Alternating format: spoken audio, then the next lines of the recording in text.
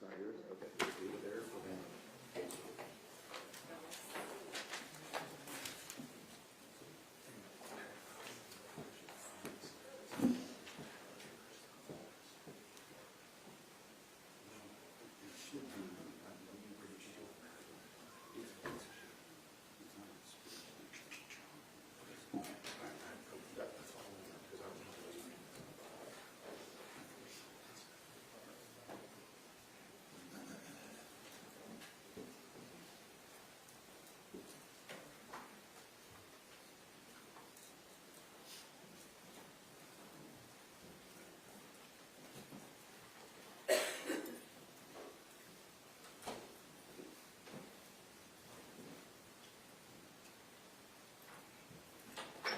All right, everyone may be seated. Good morning. We are ready to proceed. Mr. Barry, okay? Thank you, Your Honor. Investigator Yarrow, welcome back. I wanted to ask you a few more questions from your testimony on Friday. We talked about an incident at the Wise County Jail related to Tanner Horner that occurred after he had been incarcerated, in which there was, I believe, an attempted suicide that you then investigated. Is that correct? Yes, sir. And as part of that investigation, kind of tell me just a synopsis of what you did. The synopsis of the scene was I entered the cell. Horner had already been transported to the hospital at that time. My initial is just like any other scene. We're going to photograph the scene in its entirety. We're going to start by taking overall photographs. We're going to move to mid-range. We're going to move to close-ups. Slow down a little bit. So you took a number of photographs? I did, sir. And prior to court today, did Ivy look at some photographs? Yes, sir, I did. That were part of the photographs that you took that day? Yes.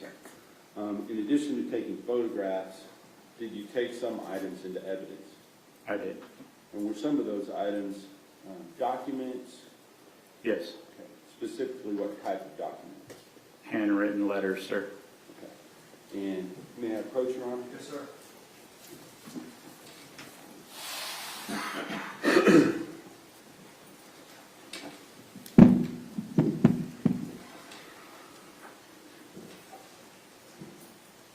Investigator Yarrow, I am going to show you what has been marked in State's Exhibit number 276, 277, 278.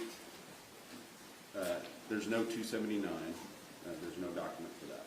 280, 281, 282, 283, 284, and 285. Have you seen those today? Yes, sir. Are those photographs that you took at the time you were investigating this attempted suicide? Yes. And are they true and correct as to what they represent in those photographs? Yes. You also have the original documents with you if they needed to be entered for purposes of the record. Yes, I do. And are these photos, are they true and correct copies of the original documents? Yes. At this time, Your Honor, I'll offer into evidence State's Exhibit number 276, 277, 278, no exhibit for 279, and the 280, 281, 282, 283, 284, and 285.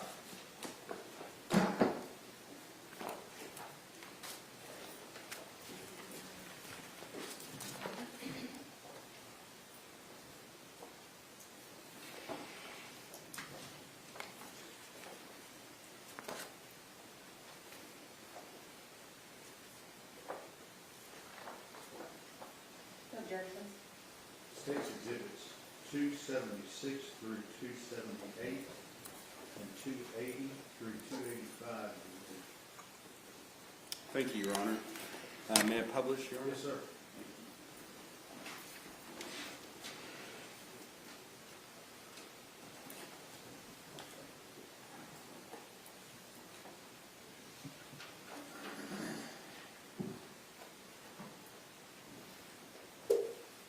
first,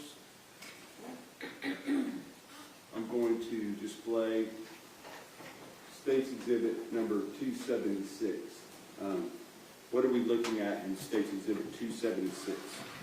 So that's the built-in bench within the cell, and on top of the built-in bench are the sealed letters that I recovered from the scene. And did you lay them out in this manner, or were they that way when you took the photograph?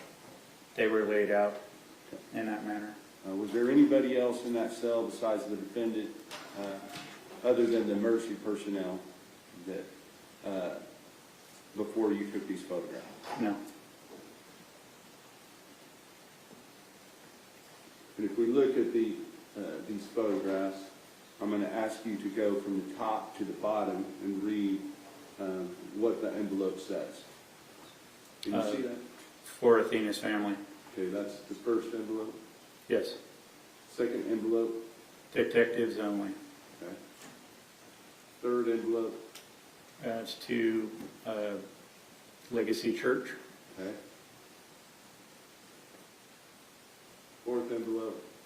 And then to Melissa Horner and Jackie, I'm not sure the last name. Okay. And then finally, And then to Cassie something.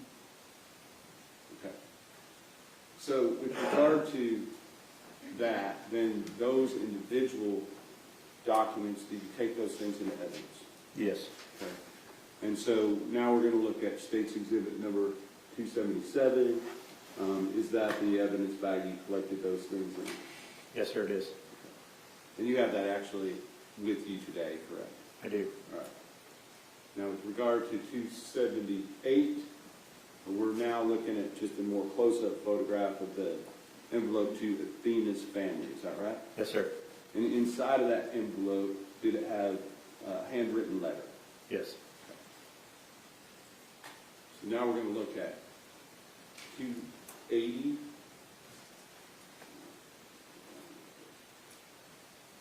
Okay, this is 280. Is this the true and correct copy of that handwritten letter, the front side of it? Yes. Your Honor, I'd ask to be able to publish this record by reading it into the record. Okay. Thank you.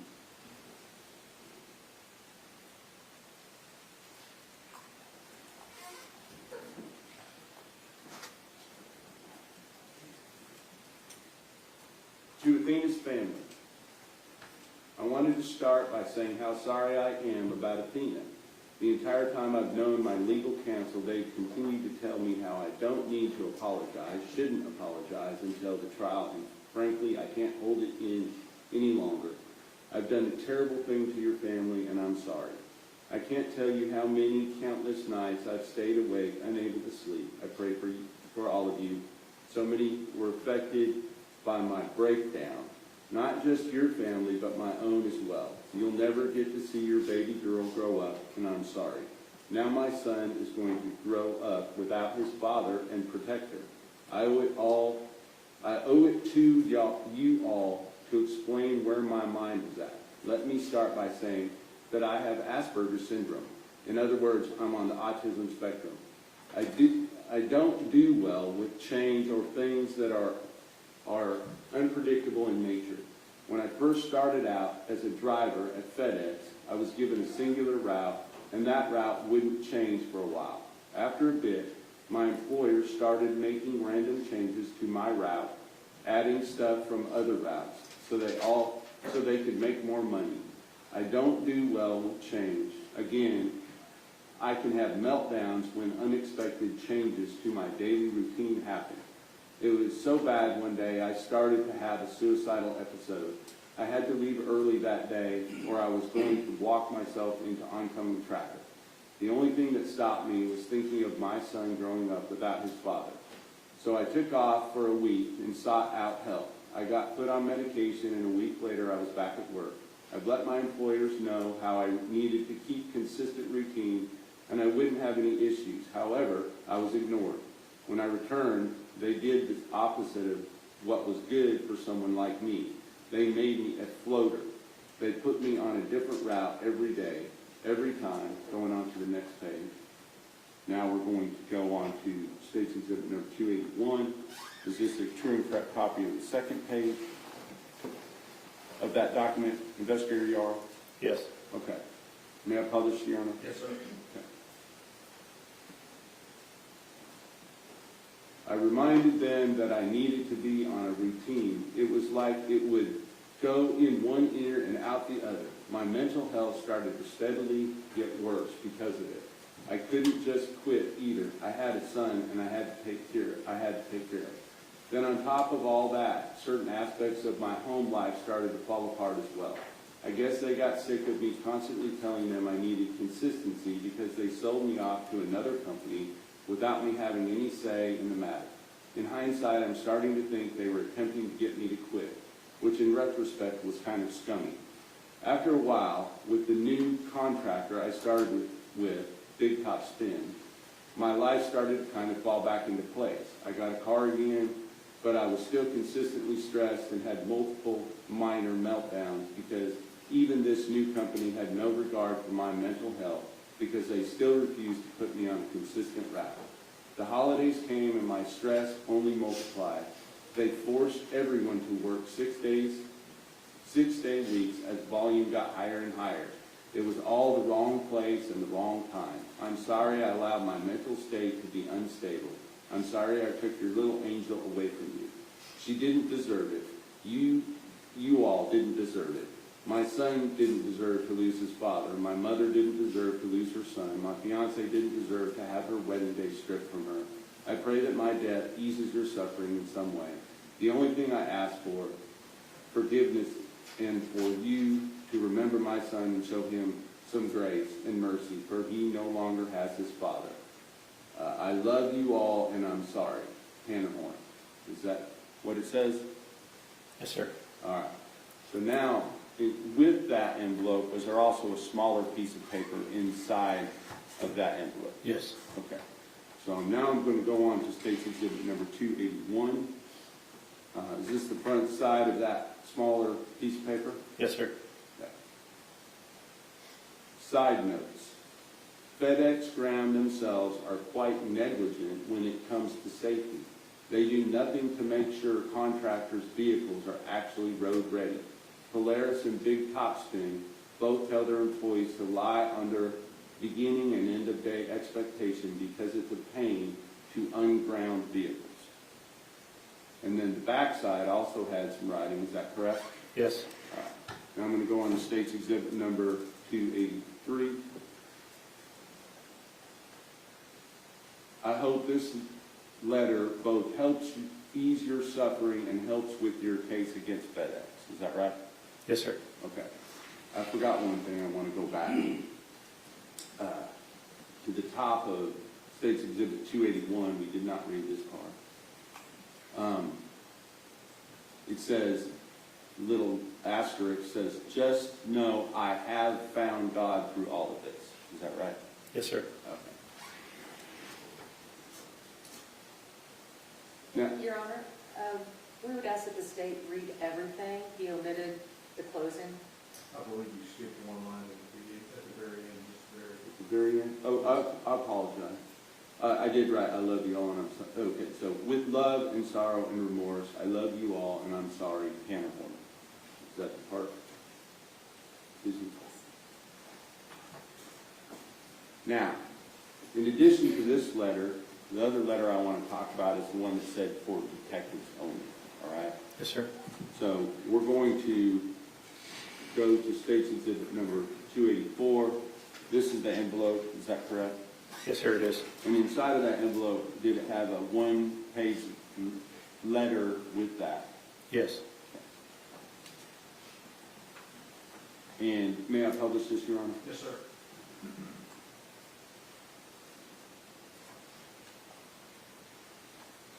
Detective, my family is in danger.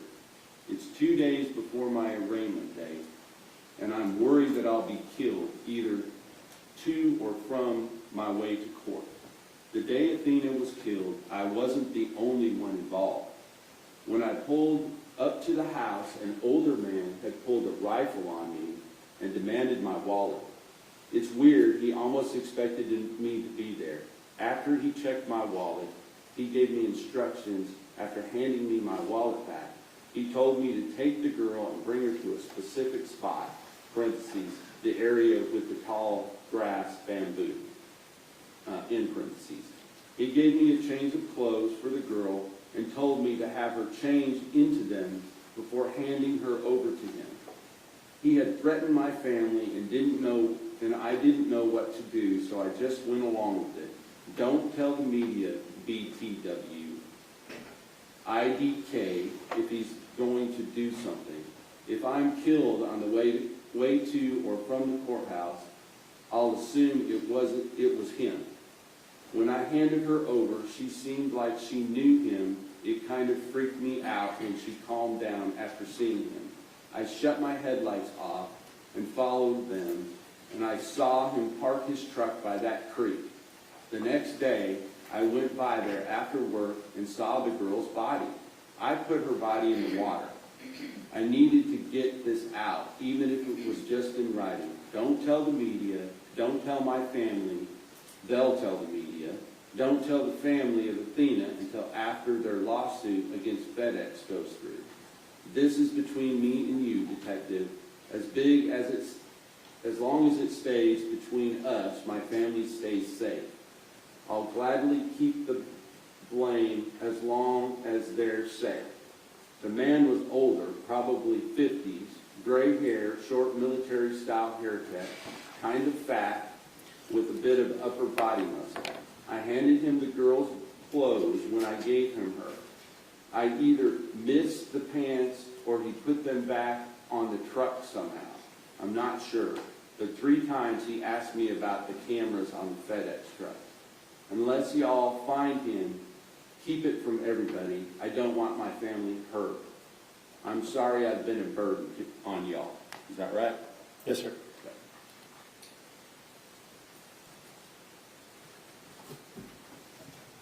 We can turn the lights back on.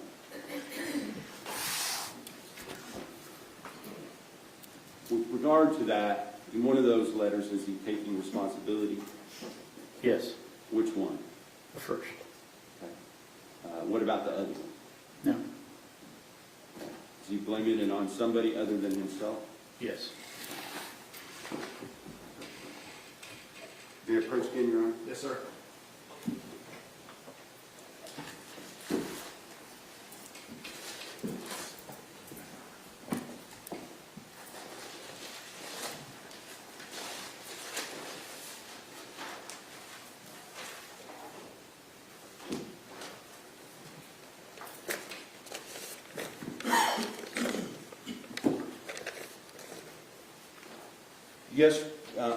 Not yesterday, but last Friday, when you were testifying, we admitted a number of pictures of the clothing that you took out of the defendant's locker. Is that right? Yes, sir. And I believe we admitted maybe one or two of those items. We didn't admit all of the ones that I had meant to admit. So I want you to look at a couple of things. State's Exhibit number 227 can you tell us what? Do you recognize that person? Yes, sir. Can you tell us what it is? This is going to be the suspect's underwear, sir. Okay. And did you collect those and take them into evidence after you did whatever processing that you were going to do? I did. Okay. And what kind of processing did you do on them? I collected more photographs in the lab, and then I also took swabs.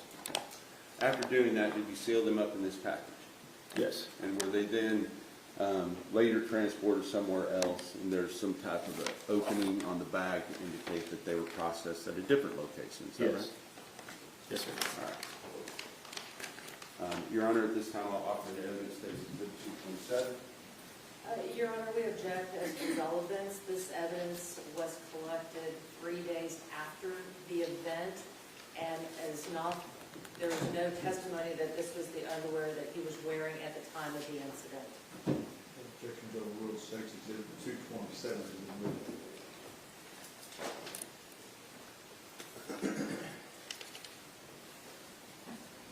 Now, I'm going to show you State's Exhibit number 228.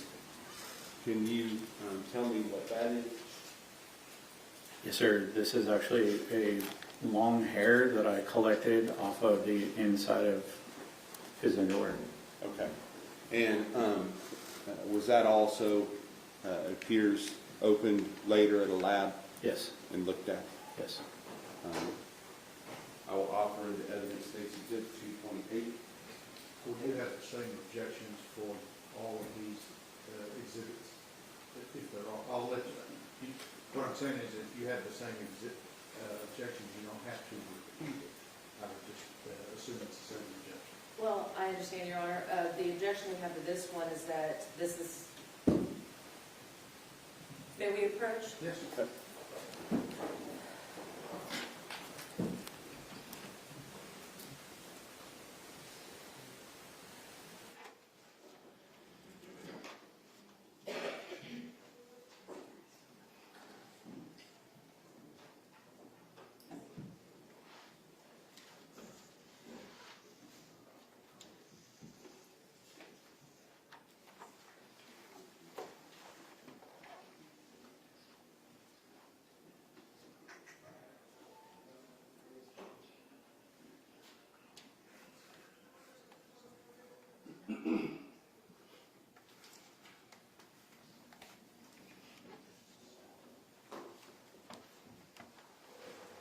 I'm going to withdraw offer, Your Honor, State's Exhibit 228. Now, with regard to State's Exhibit number 2, started with 227, now I'm going to jump back to 226.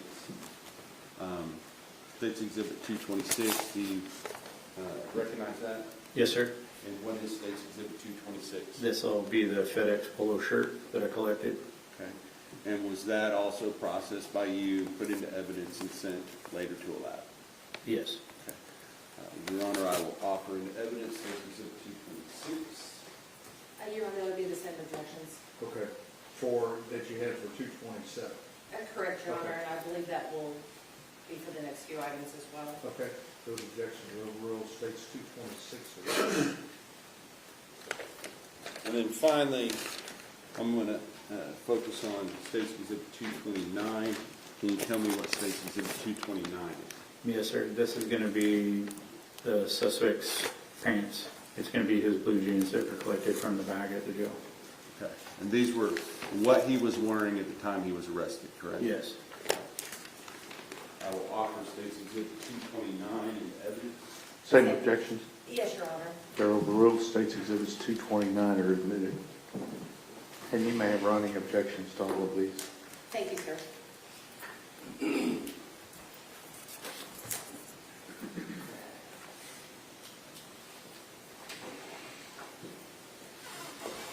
Your Honor, I will pass you. Cross-examination. Yes, Your Honor.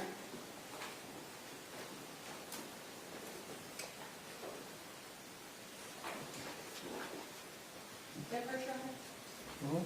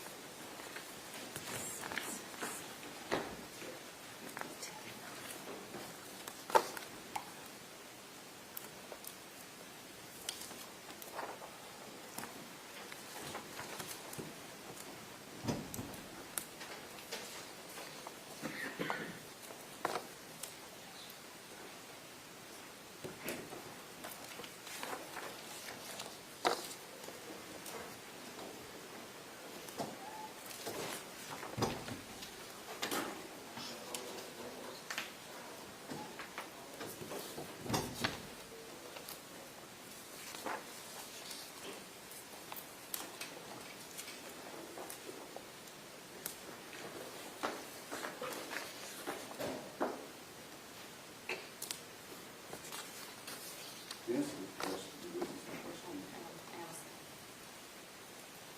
Not on the record.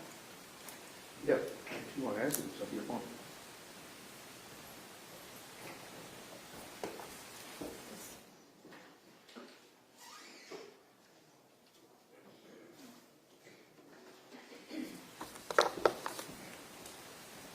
May I first witness, Your Honor. Yes, absolutely.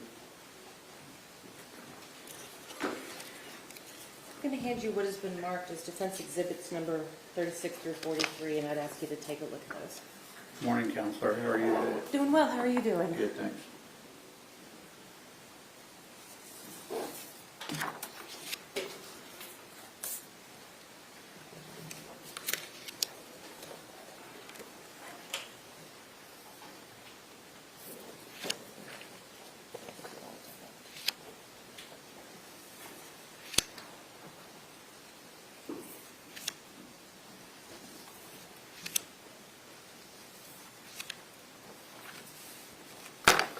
Here you go, ma'am.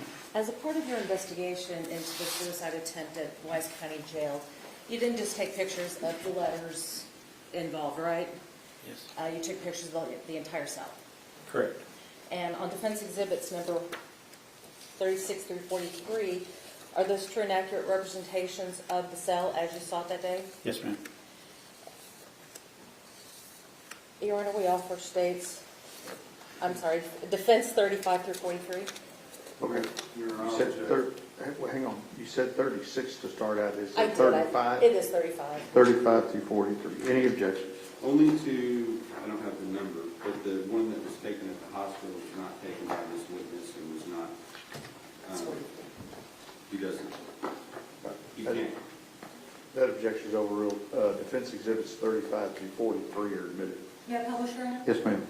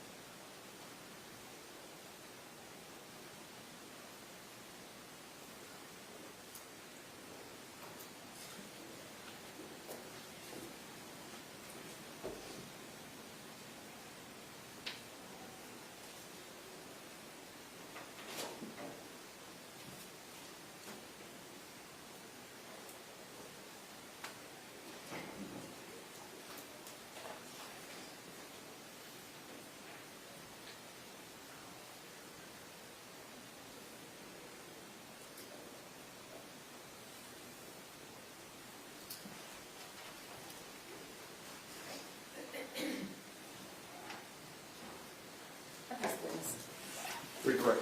No further questions. May this witness be excused subject to any potential recall? Yes, Your Honor. No objections. Thank you, sir. You're free to go. Thank you, sir.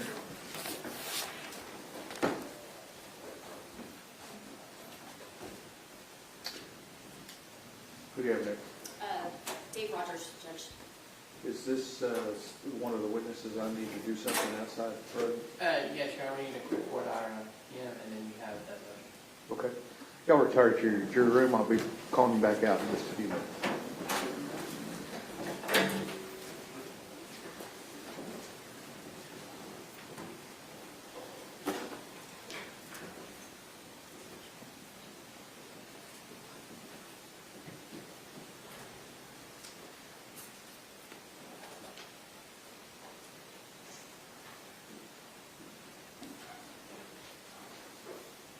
All right, everyone may be seated. Let's get the witness. Yes, sir.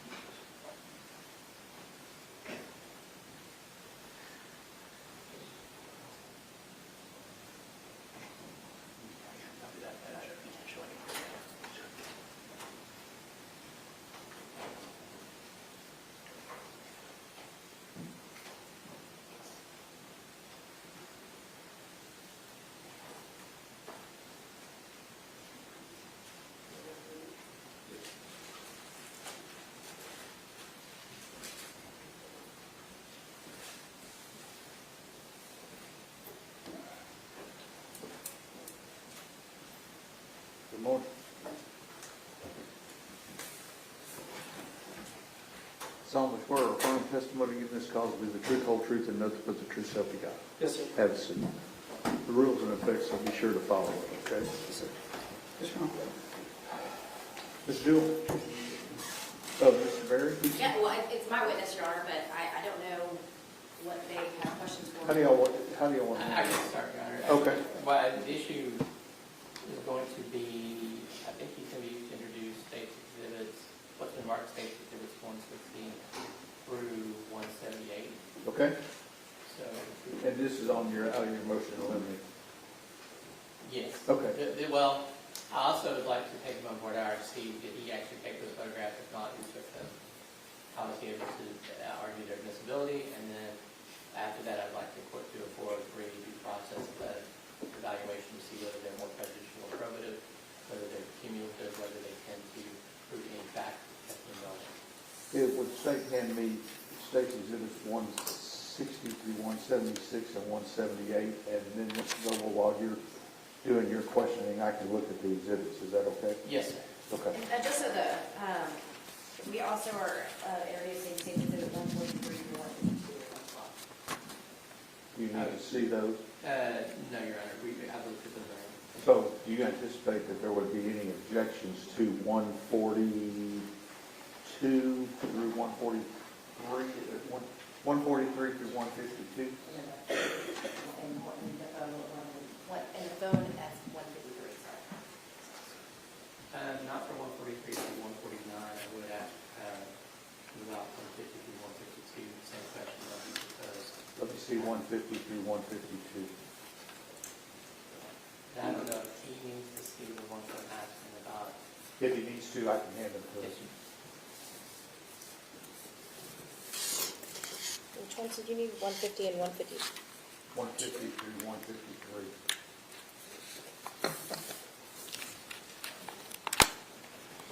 153 is the physical phone, Judge.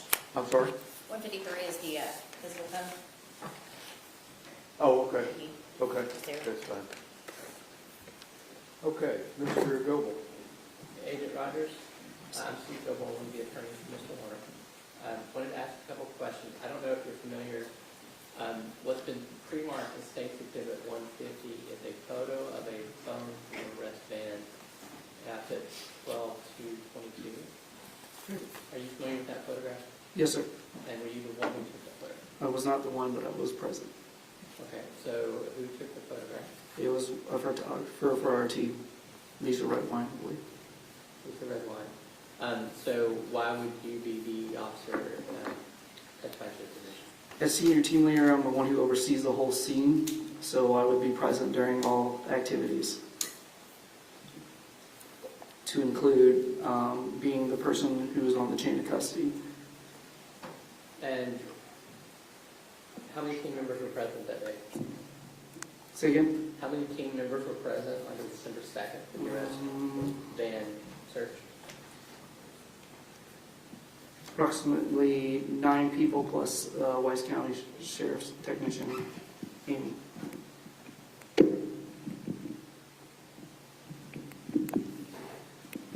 Same question for with the pre-marked state exhibit 151, photo of the phone in airplane mode from the same date.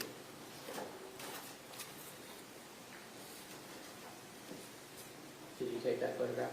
No, sir, I did not take a Who photograph. took that photograph?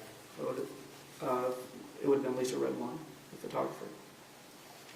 And I believe, for, I mean, 52. I believe without looking at a photo log, Hang on, so you're questioning. I have the same question for State's Exhibit 152, who took the photograph, and it's just a different thing from the rest of them. same thing, same person. And did you oversee any of those photos being taken? Yes, sir. And what do you mean, did you direct them to be taken, or were you just there? What was that? Correct, I was there. Okay. And what happens to the, is this a digital camera? How does those actually get processed? How do they make it? It's, yeah, our photographer shoots it on a SD card and then creates the disc. Okay. Yeah. So she didn't give that SD card to you? No, sir. This stuff is handed over to the Weiss County Sheriffs for their evidence. Okay. She takes the photos, takes the SD card out, and gave it to Deputy Amy? Yes, sir. What about what's been marked State Exhibit 153, the phone? Were you the one that seized that? The purple phone, the Samsung phone, or the Motorola phone with the purple case? Is that what we're talking about? I have the picture in front of me. I don't have the picture in front of me anymore, sir. Judge, could you hand him State Exhibit 150? 150, okay. Yes, sir. That's the phone we're talking about? The one that was, yes, Were was you the one that was that collected. located that? I was there, I mean, I saw it inside the FedEx truck, yes, sir. Okay, and you weren't the one that seized it? I wasn't the one who collected it, but I was there when we gave it to the evidence over to Weiss County. Okay, so who collected it? It was Ashley Groover and Alyssa Porter that collected it. And they gave it to Deputy Amy? So they collected, they put it in an evidence collected log, logging it into it. At the end of it, it is either myself or the team leader that gives over the evidence to the Weiss County. So who is the team leader? The team leader for that site was Tim Smiley, and I was a senior team leader.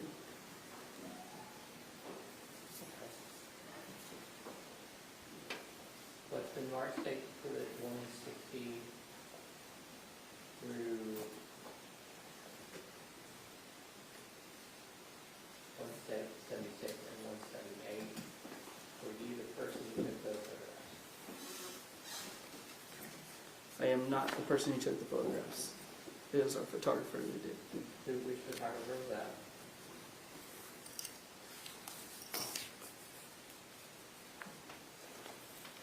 It would have been Thomas Ainsworth,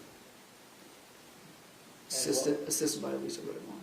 What was your role on that scene? I was a senior team leader. I oversaw the planning and coordination of that recovery. How many people were on your team at that time? Our full team showed up, but only 7 people took part in the actual recovery. And when those photographs were taken, would that SD card have been given to Deputy Amy? All of the items would have been given to Detective, Amy. I'm sorry. State's Exhibit 177 is a diagram. Photograph of the diagram is that. What What number, 177? 177. And Your Honor, I don't believe that we're actually entering that in evidence. I don't think that's I was gonna say, I didn't see a 177. That's fine. Okay. I got 176.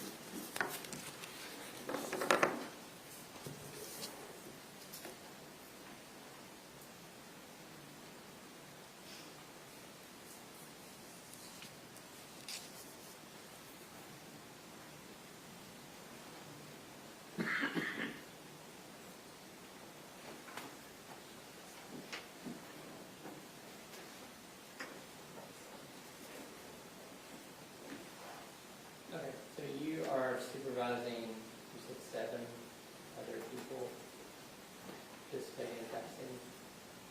I was one of the 7, and I was assisting with the scene. I was actually involved in the scene. And how many total were present? 6 plus me, which would make it 7. Okay. We're at the recovery. There's more of our team in the vicinity, but that's the ones that took place in the recovery was total 7. That's pretty confusing. What does that mean on in the vicinity? So we came from processing the other FedEx truck and then our whole team goes out there, and then it was my choice of who was selected to go down to recover the body. Okay, were you directing the photographer which photographs to take? I don't direct her specifically, but she knows that she has a certain role, and that is to take the entry photos, evidence photos, and exit photos. And were you directing any of the people involved in evidence collection? We had a plan before we went down to do the recovery, yes, sir. So what does that mean you had a plan? You'd identified what they're collecting?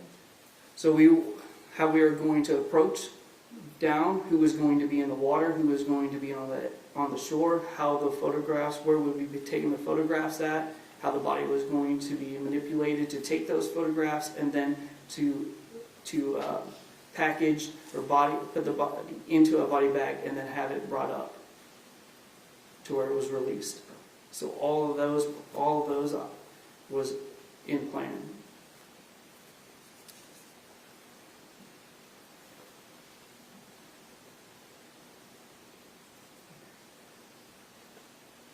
Pass Ms. Strand. Any questions, Ms. Dooley? Just one. After the body recovery, were you physically in the water with the Athena Strand? Yes, I was. So you were there at the scene the entire time? Correct. Objections? As to each item, our objection will continue that he did not establish the chain of custody by himself. He was not directing the photographs to be taken. He was not identifying which items were to be seized. He was the supervisor, which is a role. And then they turned the FDH part over to someone else. So I don't think any of them are admissible for those purposes. As to items 160 through 178, excluding 177, we continue our objection under 403 and due process that they're cumulative, they are not relevant at this point.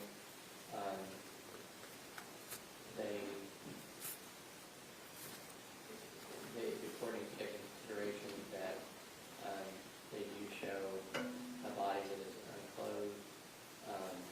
The photos may be considered gruesome, and particularly the photo of the body bag. I don't think it adds anything to the punishment phase of this trial.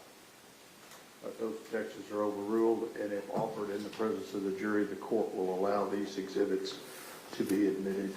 You have a running objection, Mr. Goble. Yes, sir.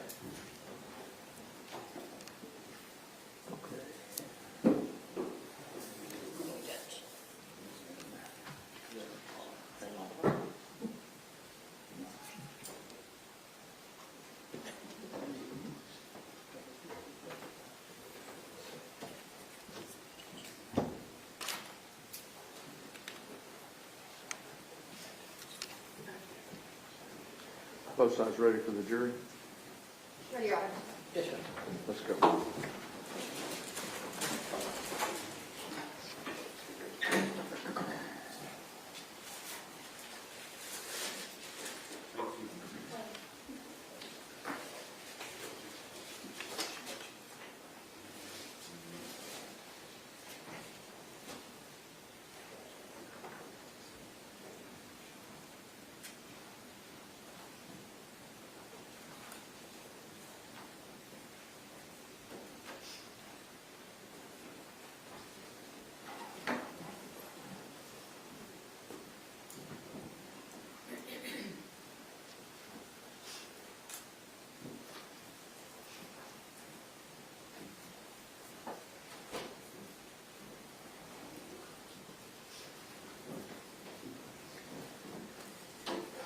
All right, everyone may be seated.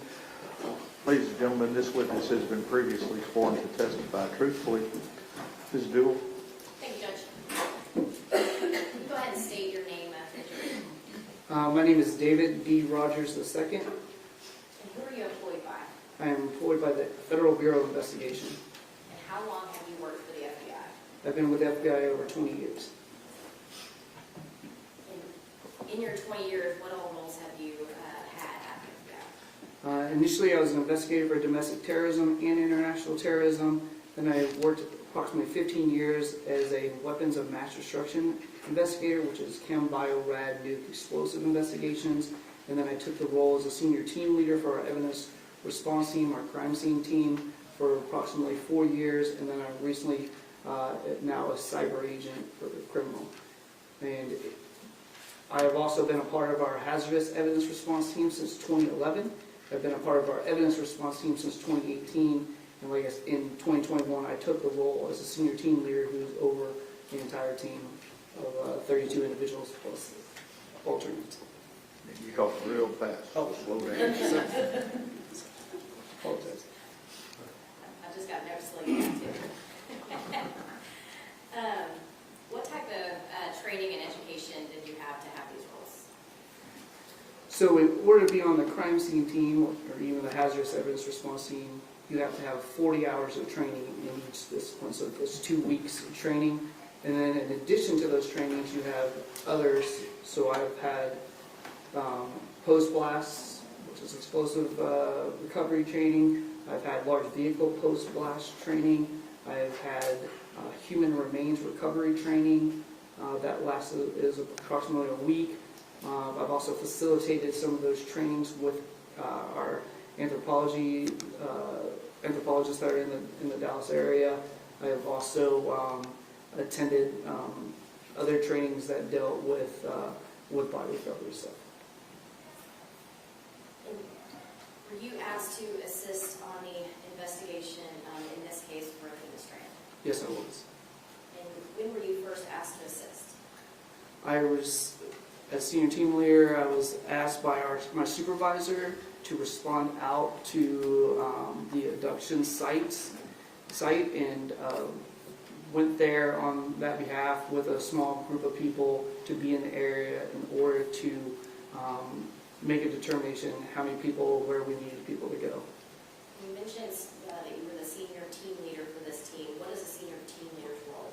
My role is to coordinate and plan all the operations on scene, to include and also training and making sure that people on our team are certified to go and handle crime scene teams or crime scenes. On December 2nd of 2022, did you participate in what I'm going to call the initial search of an arrest van? Correct. If I call the van, the arrest van, do you know which van I'm talking about? Yes.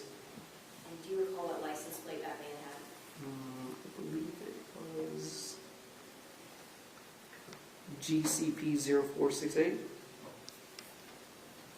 sure we're talking about the same van. On this initial search, what did you and your team do? Because the vehicle was brought to us, we knew that there was items in there that was what the investigators wanted. We were able to take a picture, or we were able to look into the vehicle and see that there was a cell phone and a bag that was visible in the vehicle, and therefore we collected those 2 items. The 2 items were collected were the backpack and a phone. Yes, correct. Your Honor, may I have your bills? Yes.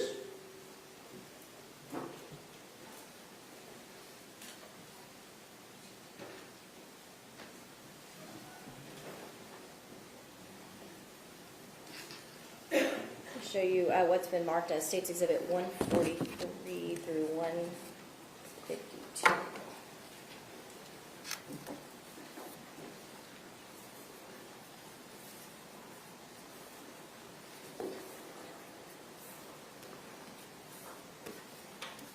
And do you recognize these items? Yes, I did. And what are you looking at? This is the FedEx vehicle that that the individual was arrested in and had personal belongings in. And were you there when those photos were taken? Yes, I was. And do all of those photos fairly and accurately depict the scene and the items that were in place that day? Yes, it does. Your Honor, the state offers into evidence State's Exhibit 143 through 152.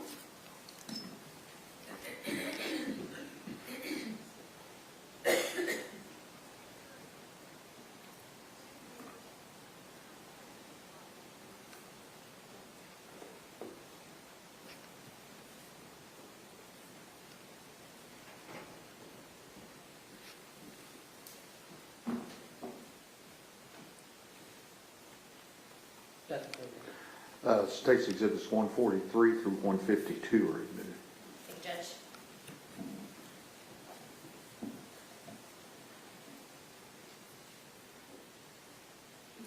Your Honor, may I publish? Yes. Publish State's Exhibit 143 on our screen. What am I looking at here? You're looking at the FedEx vehicle that we processed, collected evidence. Zoom in a little bit. Do you see that license plate number? Yes, I do. And can you read that? It's Golf Charlie Papa 0468, so GCP 0468. Is that the license plate with the West End? Yes, it was. Publish State's Exhibit 148.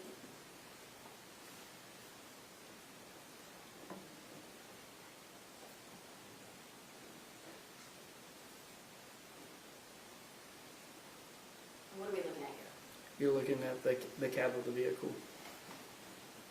In the picture, you can see the cell phone right in the middle console.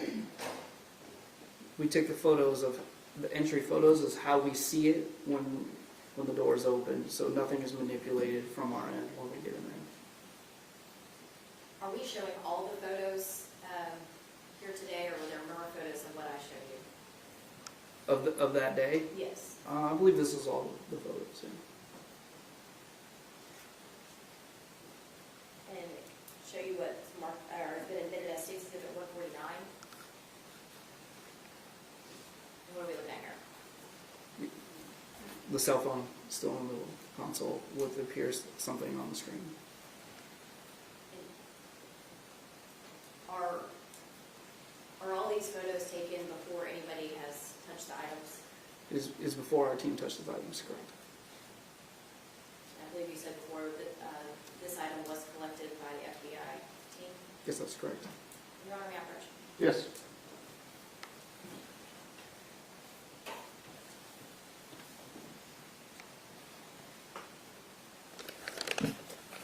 Showing you what has been marked as State's Exhibit 153. And do you recognize this item? This appears to be the item with the supplement. Yes. So, Yes, this appears to be the item with the supplement. And how do you recognize it?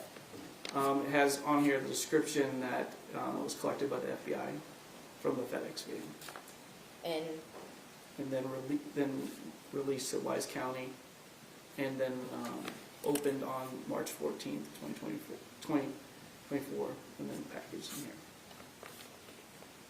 And was your team who originally seized and collected that Yes. item? Yes. And what did you do with that item once it was collected? Once we collected it, we provided a chain of custody to the Wise County's office. And other than the addition of that package, has it been altered or tampered with in any way to your knowledge? Not to my knowledge. Your Honor, the state option to evidence State's Exhibit 153. No additional objections. those previous objections are overruled and States 153 is admitted. Thank you, Judge.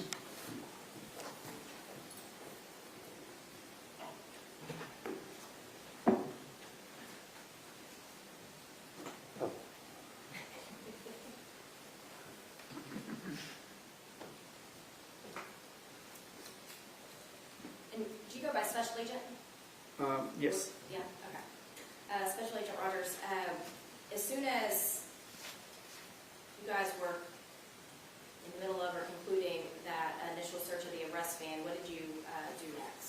We got a call that said that we requested the assistance of our team by the Wise County Sheriff's Office and the Department of Public Safety Texas Rangers.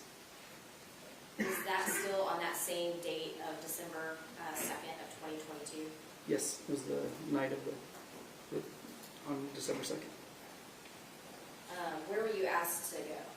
We were asked to go to a county road, 922 County Road. That was about 15, 20 minutes from that location, I believe.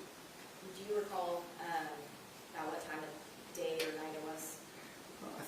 We finished up around 7:30 from the Wise County office, and then departed to the where the recovery was to occur. Was it already dark out? Yes, it was. When you arrived on that scene, what did you see? Coming down the road with a team in our supply vehicle, it was lined with first responders. As we approached, we were able to set up our vehicle on the bridge area, and then was able to and then deploy there were some lights out there, but we had some other lights that we utilized to brighten the area. And you mentioned your team. Who all from your team was with you at that point? Collectively, it was all the people that were from the Wise County Sheriff's Office that came out there, and then we got on the bridge, and then we had to assemble a smaller team of 7 individuals. And a smaller team of 7 individuals to do what? Obviously, it's a hard decision to make. We wanted to choose, with the assistance of the team leader and our senior members, we kind of compiled some names that we thought could handle the scene. Obviously, this is going to be a traumatic scene, so we wanted to make sure that we had people that could handle it. It's very easy to just select people, but we know what's going to happen in the aftermath of it. So, this team is made up of people who go above and beyond, that put the mission first ahead of their own personal costs, and it is their opportunity, our opportunity, to give those who have been silenced by tragedy a voice, and that voice is justice. And so we all Sustain. we all go. That's enough, that's enough. Okay. No, that's enough. Next question. Thank you, Judge. As a senior team leader, is it your job, if you will, to pick who those 7 individuals are going to be? Yes, it is. Were you one of those 7 individuals? That was one of those 7 individuals. Yes, sir. Yes, ma'am. Was one of the 7 individuals somebody to take photos? Yes. And walk us through that process, that once you arrived on scene, what were you doing first? So once we are received, then we're organizing the team of who's going to do what. We have an individual who's a photographer. We have an individual who's a photo logger. We have then individuals that are going to go into the water to do recovery, into individuals that are going to assist with that, as well as processing the body once it's out. And were you present during this entire time? It was. And driving on approach? Yes.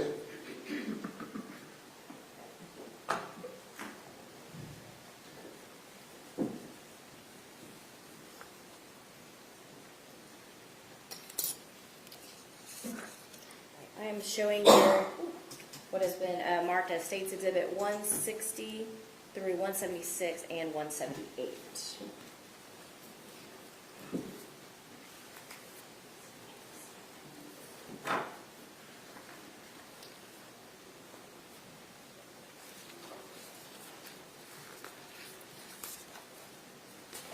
And do you recognize all of these photographs? I do. And you were present on scene during all of these? Yes, it was. And does this fairly and accurately depict the scene and the body recovery as you personally saw it that night? Yes. Your Honor, at this time, the state option to evidence States Exhibit 160 through 176 and 178. Any objections other than those previously given to the court? Yes.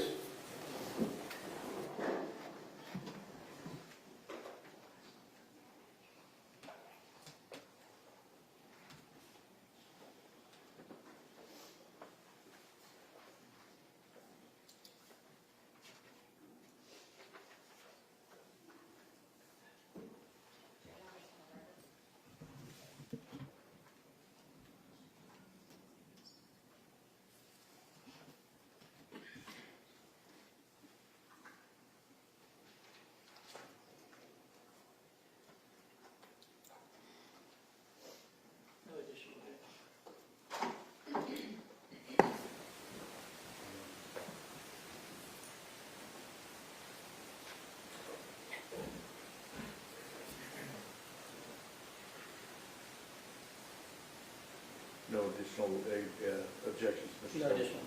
Your objections previously given are overruled, and states exhibits 160 through 176 and 178 are admitted. Thank you, Judge.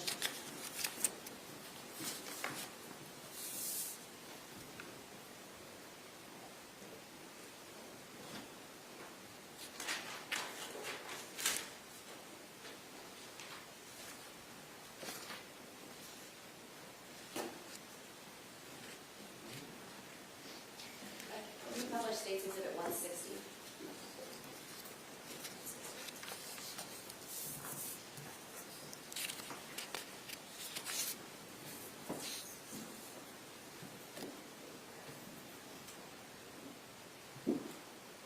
And can you describe what we're looking at here? So you're looking at that bridge, and then you're looking down off of it to the water, and that's concrete block right there. And then on the other side of that block is where the remains were recovered. Can you zoom back out a little bit? What are we seeing kind of more in the distance where those vehicles are parked? Okay, so you're seeing what I talked about coming up that path where the first responders, then off, there's a post there, it's hard to see, but off to the right is a kind of a barrier where cars can park there. It's kind of a graveled area. There is a little pass on the other side of that little barrier there where we would walk, where we end up walking down to the site. When you say there's like a little path, Like, can you describe the path? just a beaten path where people have walked before.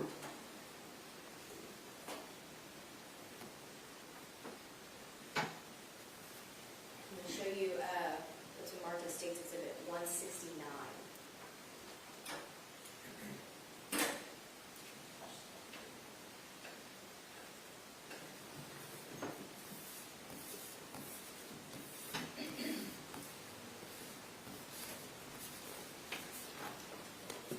What are we looking at here?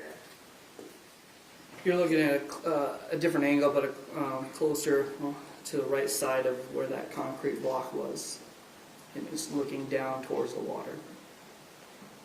Where that concrete is, you can go down the left side of it or the right side of it.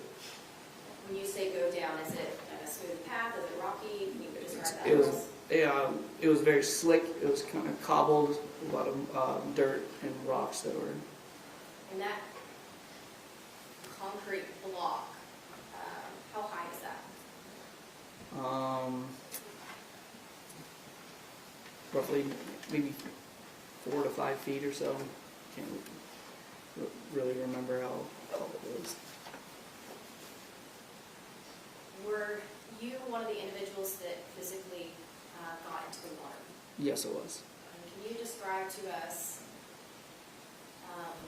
your process for getting into the water and to like getting down those paths with your team, and who was there? Okay. So prior to going down, I gave team assignments for what people were going to do.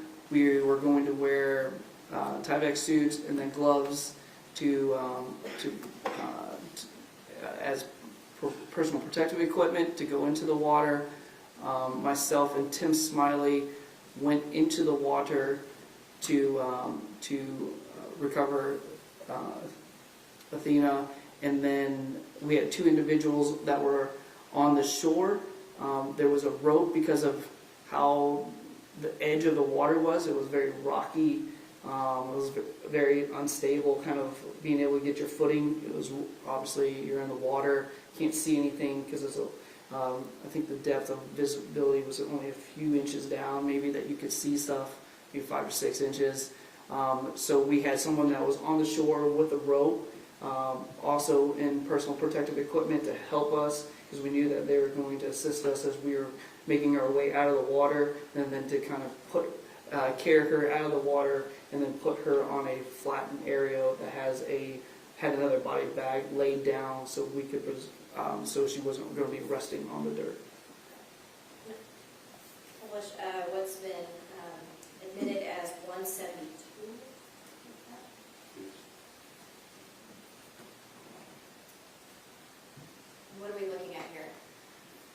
kind of towards the middle of the screen, and then a little bit more, in the middle, very middle, you could see was a hand that was barely visible out of under the water. And then you could obviously, from our perspective, because we were in the water, you could only see the hand barely visible. You couldn't see the very outline, but obviously photographs give you that advantage. But we could see just her hand that was kind of under the water. And is this how you and your team found Athena before you entered the water? Correct. So once she's in the water right here, what did your team then do to recover? So Tim and I, Agent Tim Smiley and I went into the water. I was going to go, I took one side of her body, he took the other side. We grabbed her arm and her leg, and we both were trying to work our way out of the water to where we got to the other two individuals that were standing there to assist us as we came out of the water. Counsel,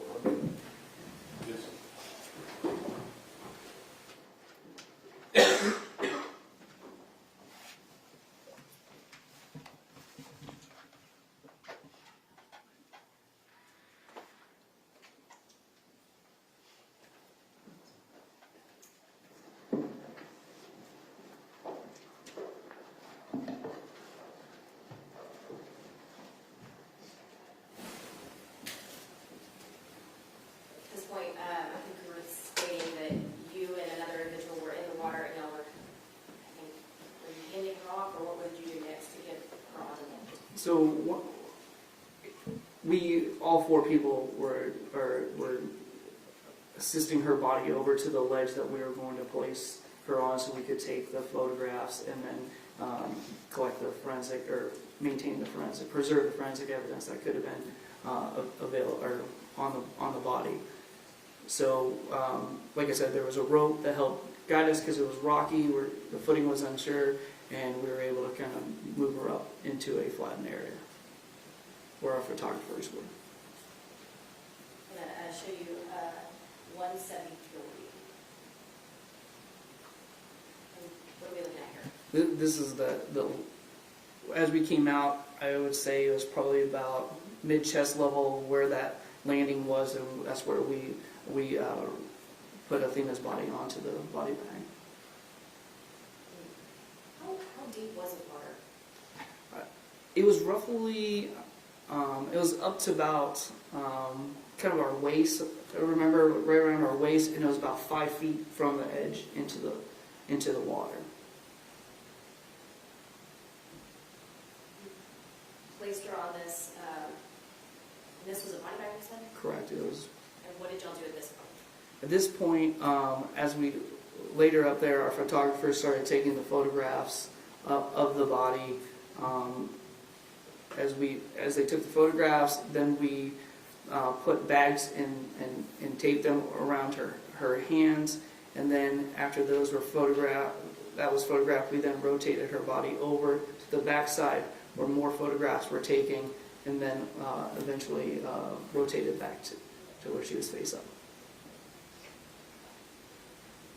Not going to publish on the screen, but I'd like you to look at what's been admitted as State's Exhibit 174.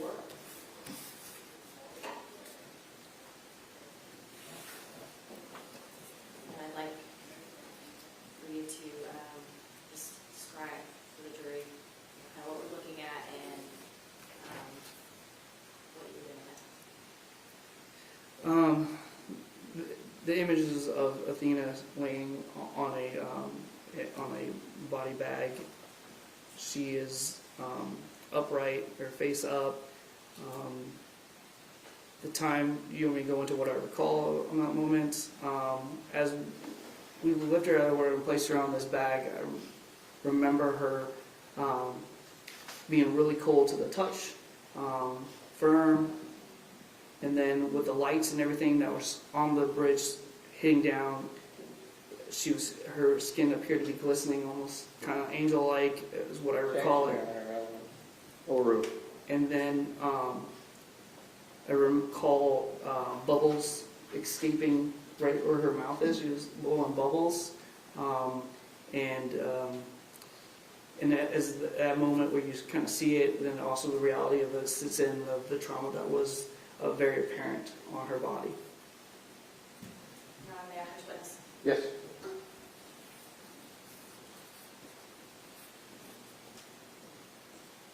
Your Honor, may I publish this one on the Twitter? Yes.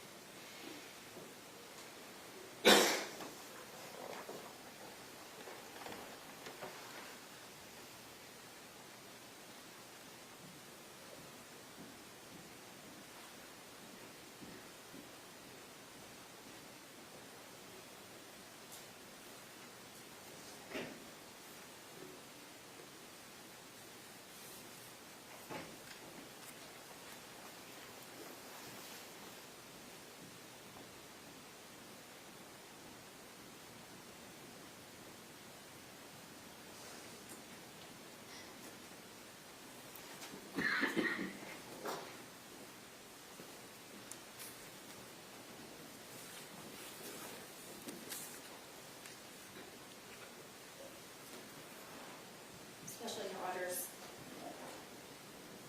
At this point, what did you guys do to finalize getting Athena into the body bag? So once all the pictures were taken and her hands were bagged, we then placed her in a body bag, which prior to that was, there was a determination that the body was deceased by the Justice of the Peace. And then we zipped up and then put our identification tags on it and then brought it up to the funeral home that was going to take the body and then have it go to the medical examiner's office. Who brought her body up to the funeral? It was our team that brought her up. I'll pass those. Cross-examination. Briefly, Agent Rogers, you were not the person who took those photographs, Not those, no sir. and all the photographs and any evidence were turned over to Deputy Gamey. Yes, the Wise County, yes. That's what it's from. Redirect. Nothing further. May this witness be excused subject to any potential recall? Yes, sir. Yes, Judge. Thank you.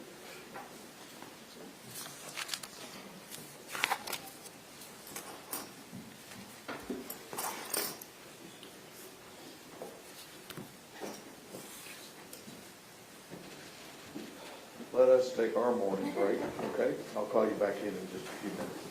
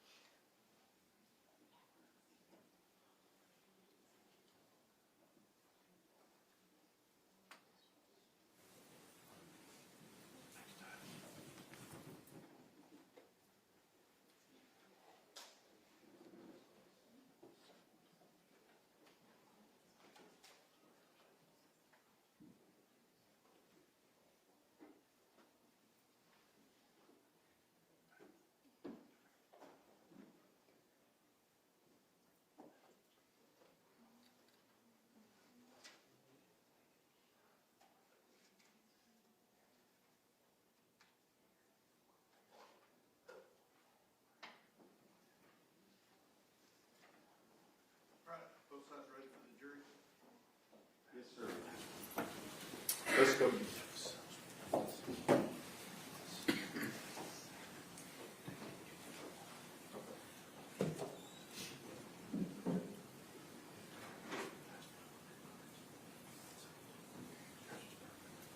Judge, I think you have something that I need.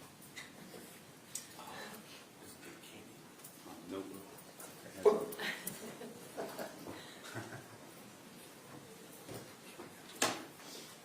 Thank you, sir.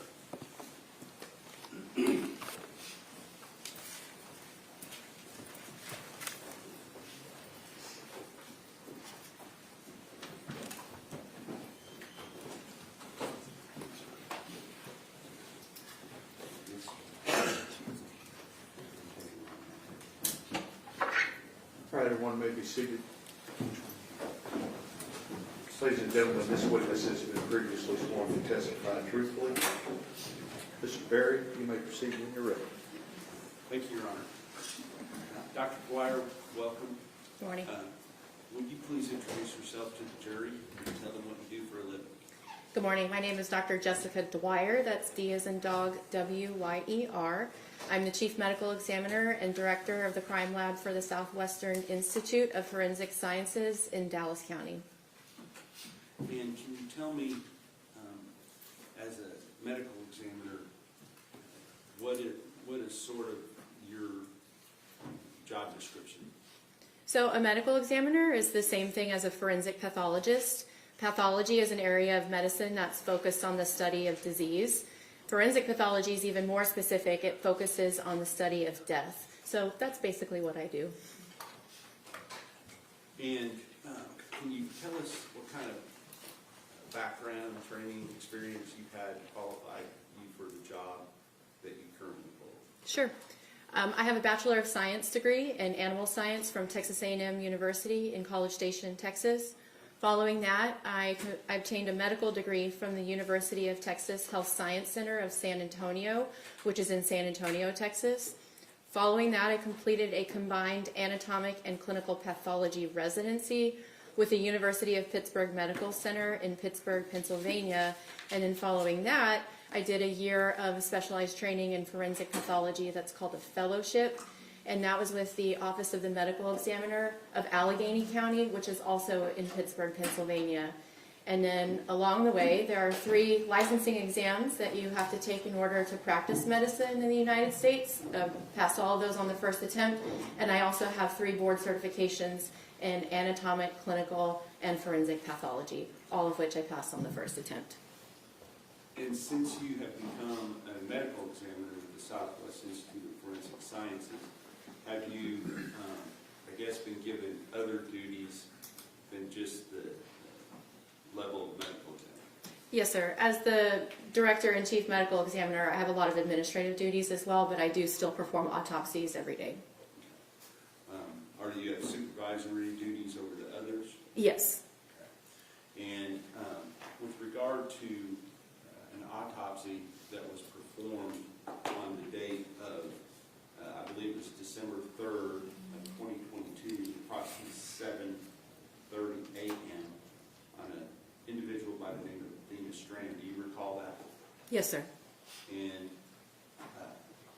so I just stated the date it was on, but how was it that you first became aware of this case? And was it different? Were you just on duty that day, or did you specifically go to perform the autopsy on this particular day? I was scheduled for work that day, so whatever cases are reported to the office that we ultimately bring in for an examination are your task for the day. So in this case was reported from the Justice of the Peace in Wise County, and they had requested us to perform the autopsy, and that was my assignment for the day. And according to your understanding, what was that date in relation to the date where her body was located? So I believe the body, because this was a Saturday morning, I do remember it was on a Saturday. I believe her body was discovered Friday evening, and the case was reported to us somewhere in the late evening, early morning on Saturday, the December 3rd. And is that common or unusual as far as an autopsy being performed so quickly?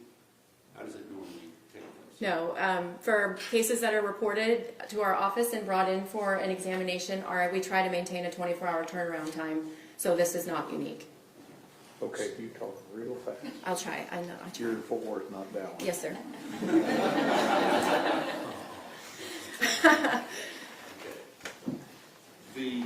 With regard to the autopsy on Athena Strand, can you kind of just walk us through just the basic process of what happens from the time that a body is delivered to the medical examiner's office until the point that you encounter it?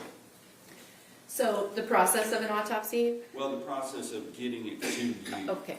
Yes. So in this instance, the body is actually brought to our facility, specifically the morgue area.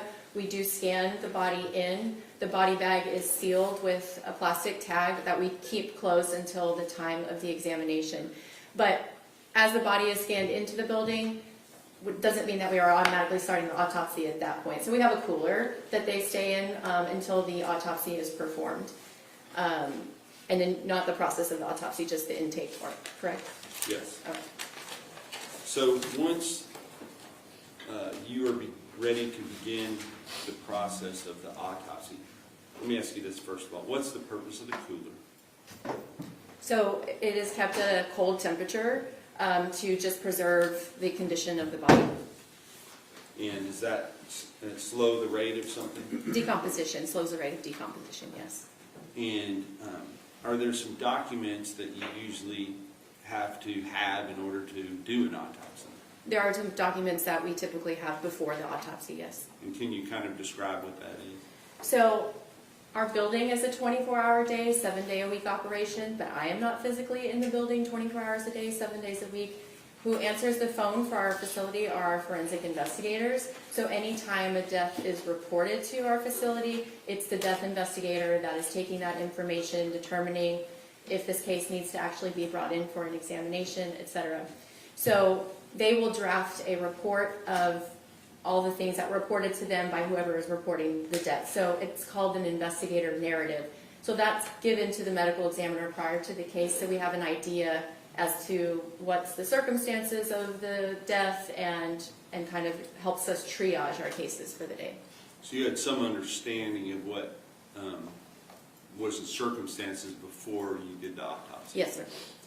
Do you also have to be given some official authorization from somebody in the county that it comes from in order for you to do an autopsy? So because I'm an employee of Dallas County is my jurisdiction. However, when another county is requesting our office to do an autopsy, they have to provide an authorization form stating we're requesting Dallas County to perform this autopsy, correct? Now, as you are conducting an autopsy, do you take notes, fill out diagrams, things like that, to record your findings so that later you can put them in your autopsy report? Yes, sir. And can you describe what that's called? We kind of colloquially refer to them as our bench notes. Essentially, it's all the notes from the case that I'm going to then take to my desk after I'm done with the case so I can officially memorialize it in a more organized, neat fashion into an autopsy report. Now, before an autopsy report comes out, is there another short form report that is often issued by the medical examiners before the final autopsy report?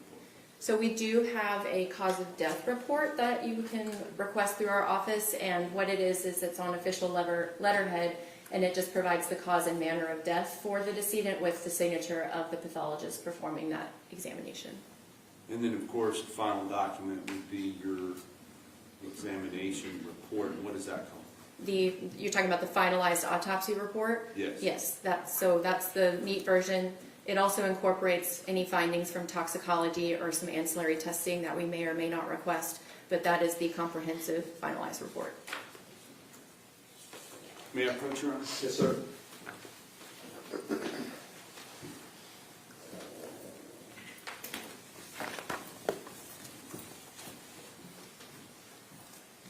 Dr. Dwyer, I'm going to show you 4 different documents. State's Exhibit number 271, do you recognize that? Yes, sir. And what is State's Exhibit number 271? This is the autopsy authorization form for decedent Athena Strand, that's signed by Judge Jan Morrow, who is the Justice of the Peace for Precinct 1 in Wise County, Texas. And State's Exhibit number 272, you may have to look through that and see if you recognize all the pages. Yes, sir. And what is State's Exhibit number 272? This is a copy of my bench notes. Okay. And chronologically, that would come during the autopsy itself, correct? Correct, yes. All right. Now, following the autopsy, the short form report, State's Exhibit 273? Yes, this is the cause of death report, signed by me.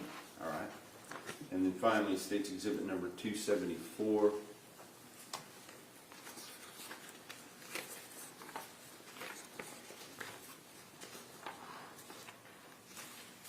Yes, sir, this is a copy of the finalized autopsy report.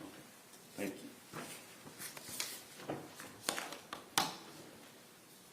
Do the documents, both of the bench notes, the cause of death report, and the autopsy itself, do those document your findings during the autopsy of Athena Strand on December 3rd, 2022? Yes, sir. I will offer into evidence State's Exhibit 271, 272, 273, and 274.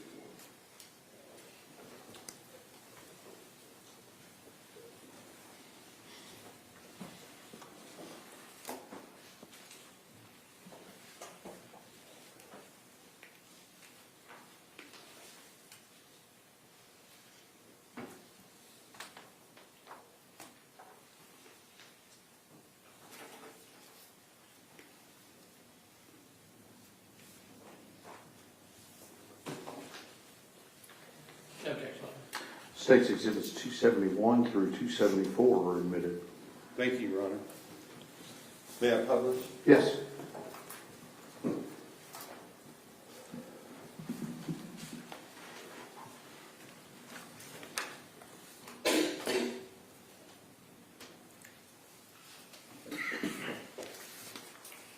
We'll start with State's Exhibit number 274.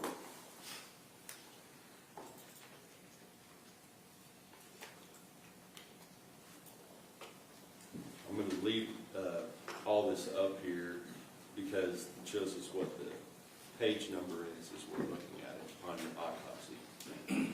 So as we look at State's Exhibit 274, it's titled, what is it titled? Autopsy report. Okay. Do you see on there the date and approximate time that the body was found? Yes, sir. And what is that for purposes of the record? So date of death is based on when she was found, which was December 2nd, 2022 at 8:45 p.m. And then what is the date and time that the autopsy itself was performed according to this document? Where it says examination performed December 3rd, 2022 at 7:30 a.m. Now, with regard to the autopsy itself, before the autopsy begins, is there an evidence collection? You can turn that off for a second. Is there an evidence collection process that takes place? Yes. And can you describe that for the jury, please? Depending on the type of or suspicion of death, we may collect trace evidence at the autopsy. In the event that there's a firearm potentially used in the decedent's death, we would test for gunpowder residue, or we may collect hair, we may collect fingernails, or a blood sample to ultimately be dried on a blood card. Those are some examples of trace evidence we collect. And was that done in this particular case? Yes, sir. And of those things that were collected, can you describe them, what was collected in this particular case? Yes. So we did collect a blood card, so it has 4 spots of dried blood on it. That's to preserve her DNA. We have a sample of her scalp hair, which we also use for DNA. When her body was actually received with her hands covered with brown paper bags, we will keep those brown paper bags. I did perform gunshot residue testing on her hands just because I didn't know what kind of death we were potentially dealing with when I did the case. And then also collected fingernail clippings from both of her hands, her right and left hand. And then we also collected a sexual activity kit. And the sexual activity kit, can you describe what that is?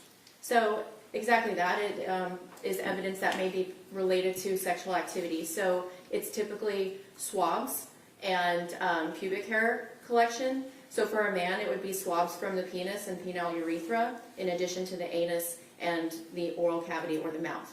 For a female, it would be oral cavity, vagina, both the outside and the inside, and also the anus. And with regard to those things, once they're collected, what happens to them? They're packaged in a kit, and they ultimately get transferred to our evidence registration. Since this is an out-of-county case, it doesn't automatically go to our crime lab. The county would then have to request testing or analysis of that kit from our crime lab, or they may send it elsewhere, but it gets sent to our evidence registration. And, yeah, hold on for a second. I need to ask a question real quick.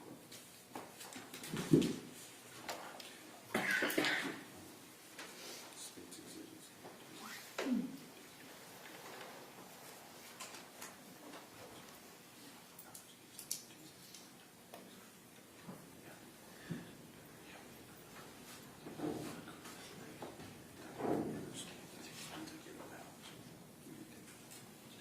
May I approach her? Yes, sir.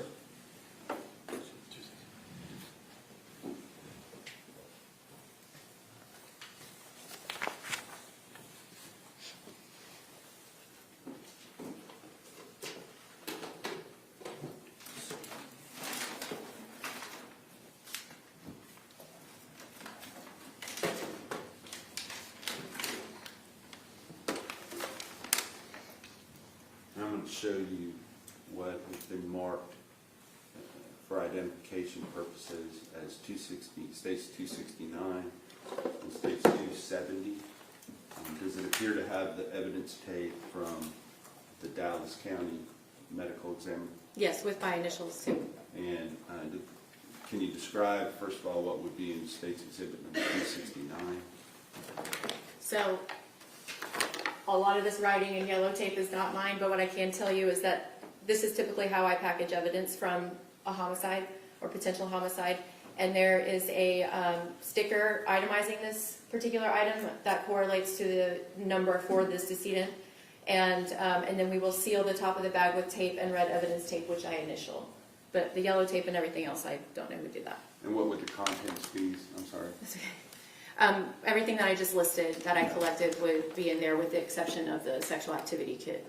And then state's exhibit number 270? Yes, sir. This is the sexual activity kit. Okay. And these both relate to the body of Athena Strand and the autopsy done on December 3rd, 2022? Yes, sir.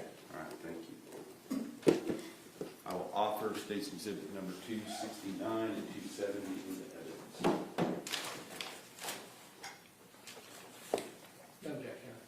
State's exhibits 269 and 270 were admitted. Thank you, Your Honor.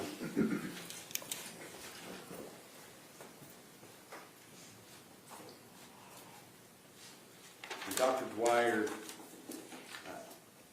during this process of conducting an autopsy, is there someone there, either yourself or someone at your immediate direction, that takes photographs of this process? No, I take the photographs. Okay. And what is the purpose of taking the photographs? So we take photographs on every postmortem examination or autopsy. There's standard photographs we do for every case, and then in some cases they may require additional photographs, essentially documenting with photographic evidence any of your findings. And do the photographs that you have, are they given specific monikers as far as the name of the photograph itself that are unique, at least within that case, so that there's no mix-up, two things have the same name?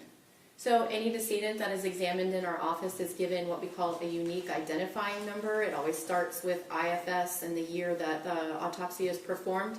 And so all of the photographs pertaining to this decedent will be labeled with that IFS number.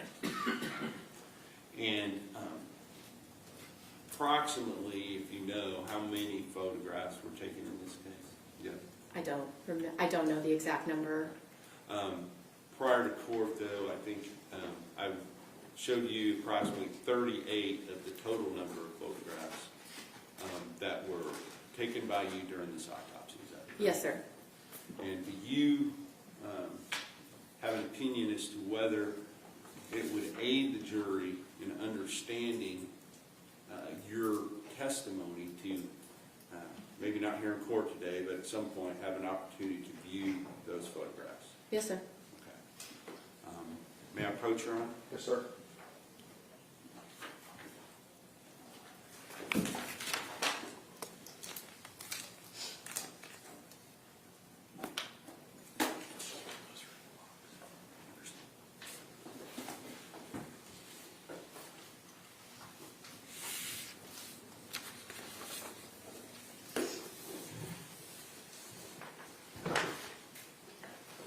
Dr. Dwyer, the reason we're doing it this way is to avoid unintentionally displaying photographs that we do not at this time intend to display.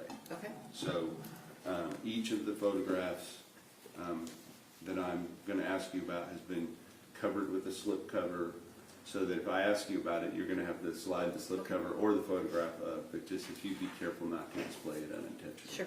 All right, thank you. At this point, I'm going to ask you to look at these. Have you seen prior to court today a what I would call a contact sheet that has the different state's exhibit numbers that go with the different photographs in this case? Yes, sir. Okay. And I'm going to show you that. I'm not offering it into evidence, but would aid in your going through these Okay. to be able to see that. Thank you. Mr. Berry, let's mark that, and we'll admit it as a record purpose. Yes, sir. Your Honor, we spoke about that before we came back, and that's no objection. Okay. If we add that to the record, Okay. And that would be, I believe, 286 for purposes of the record.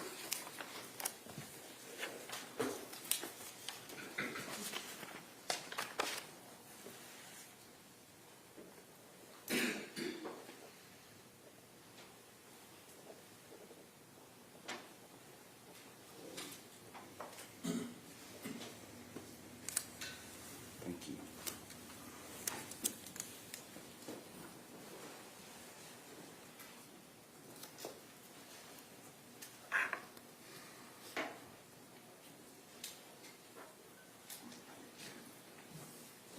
I put it here on the top right corner, and the court reporter wants me to put it on the bottom right, but I didn't want to cover anything up.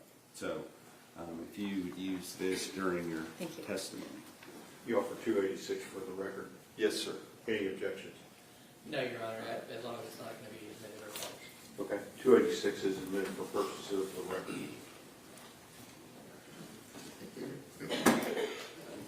Regarding the autopsy of Athena Strand, can you tell us how did she come to the medical examiner's office, in what state? So, are you talking about when we actually are you asking for my observation when we initially opened the body bag and my initial view of the body? Well, I mean, let's talk about the body bag first of all. Okay. What is the body bag? So, decedents are typically transferred to and from our facility within a plastic pouch that is a body bag, just so you can maintain privacy and they can be transferred in and out of the facility discreetly Okay. and preserve evidence. And if there's any additional debris, fibers, other things that have come off of the body, is it also to help preserve those things? Yes. Okay. And do you go about the process of, is there some type of a procedure that is done even before the body is removed from the body bag? Yes. So let me also backtrack. We work with, when I do an autopsy, I work with an autopsy technician, and we work side by side. So they are ultimately the ones that will go and retrieve the body from our cooler.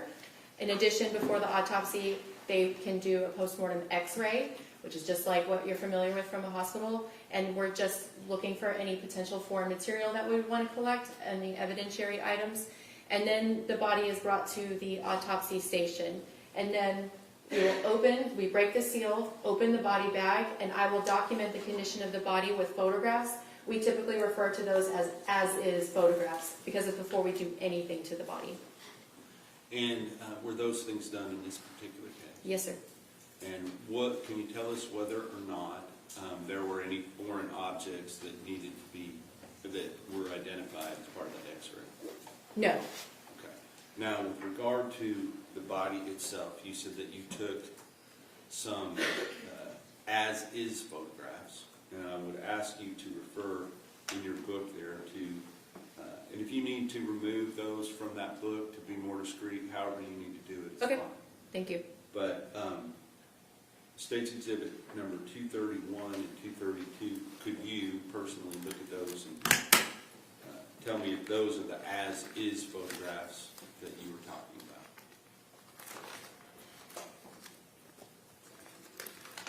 about? Yes, sir. Okay. And we're going to go through this process in a way where, rather than displaying them, I'm going to just ask you to describe Sure. what you're seeing for purposes of the record. And that way, if there's any question about it later, they can refer back to your testimony. Okay.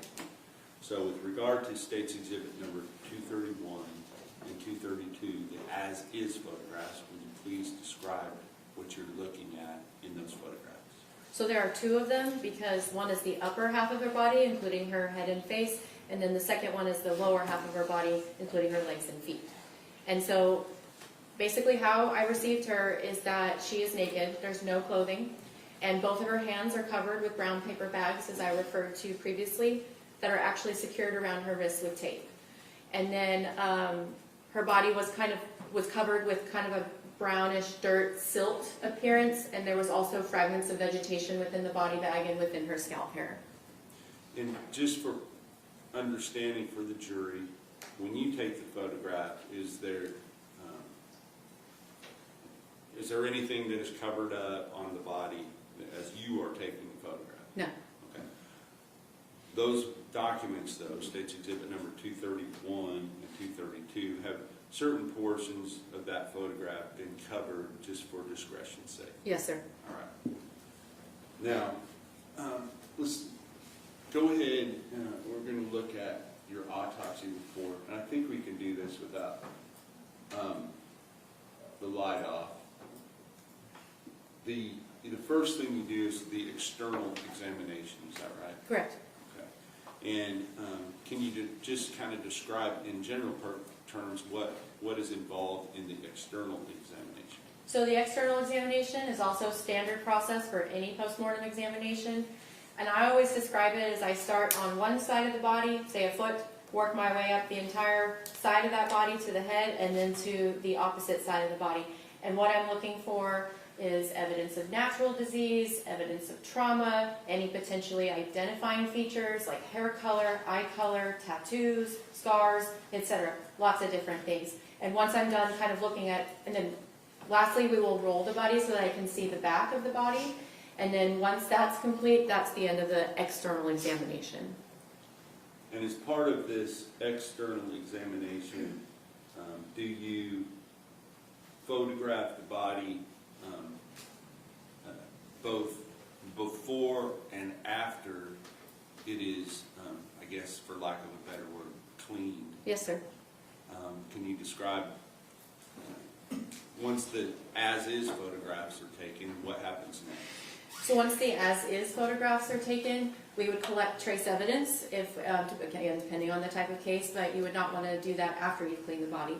So we'll collect any trace evidence, and then fingerprint the body, and then we will clean the body. And that way you remove any clothing, any evidence of medical intervention, any dirt, blood, etc., so that you can see the body in its entirety. Now, I noticed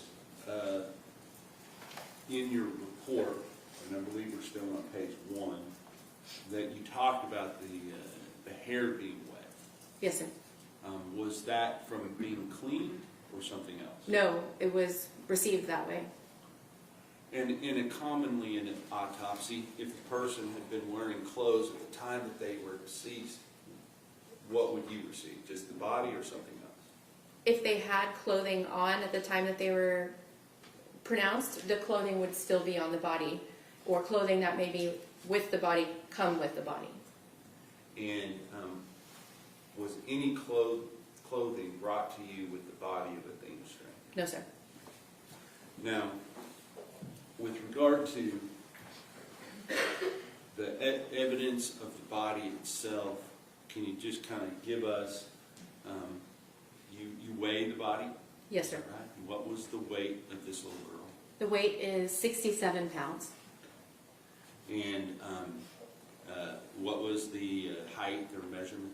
52 inches. In layman's terms, or feet and inches? I Oh don't man, know. make me do math. I'm showing my Terra counties.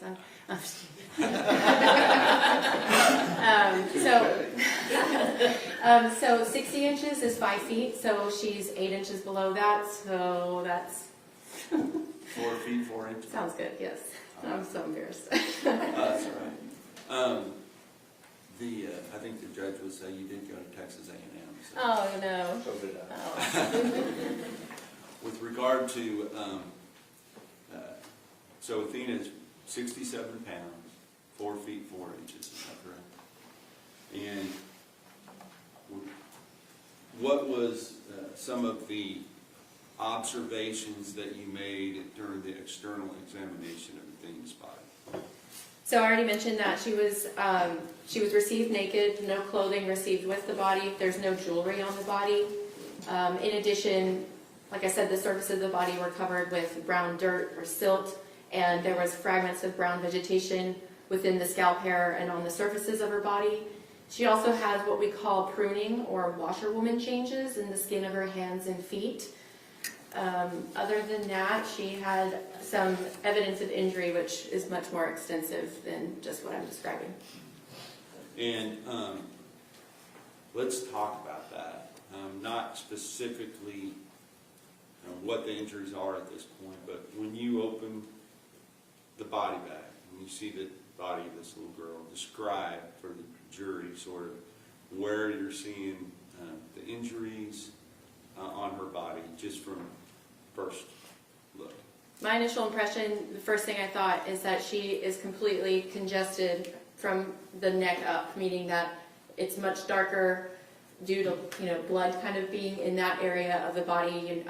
Trying to think of a better way to describe congested, but it was just, you could tell that there was something going on in the head and neck area. That's before we even cleaned the body.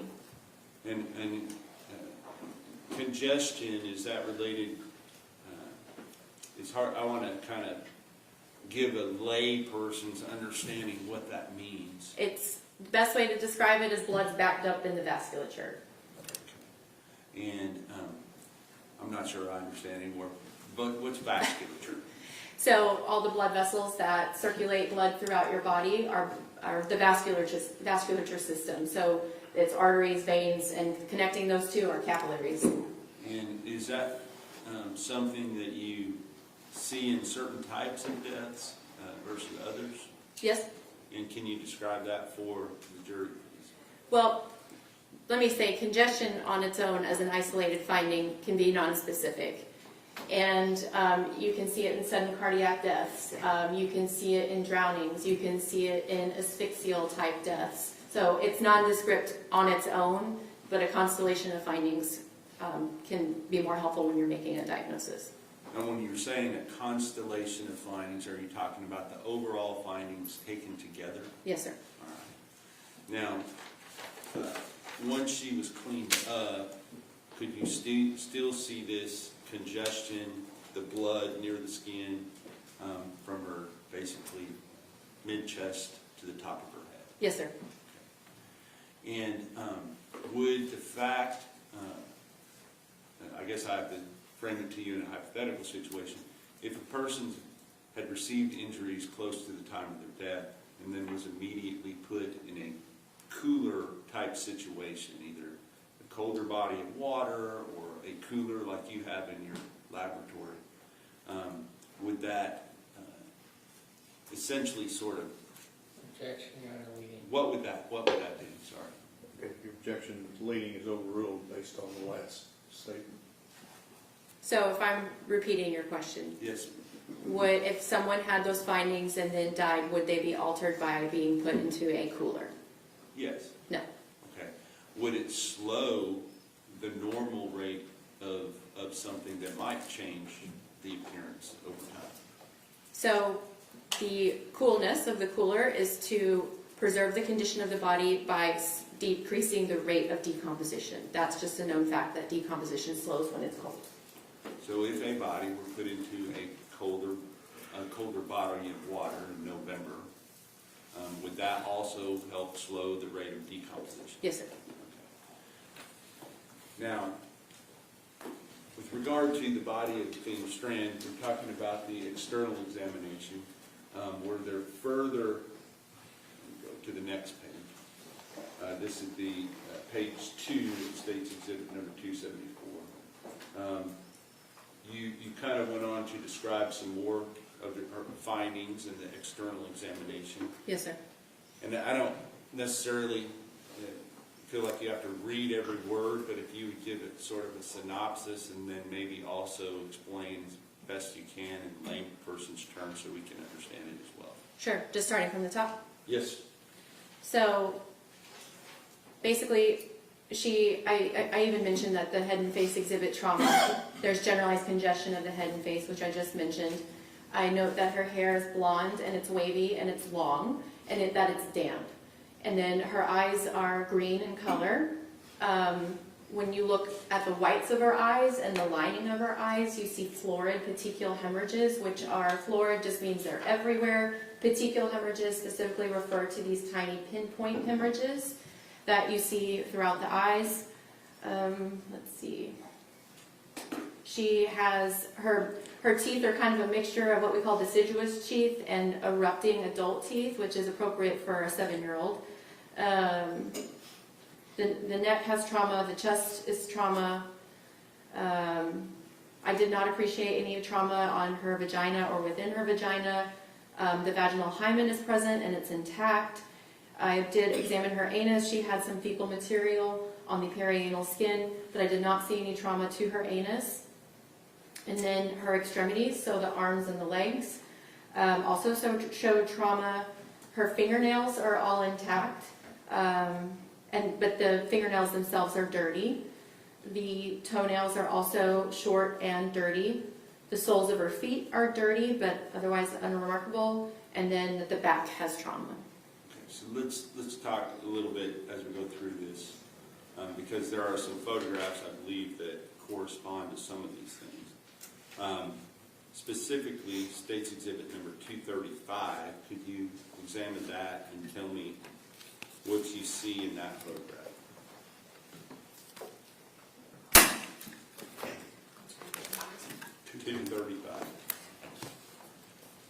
Sorry, I kind of juggled this.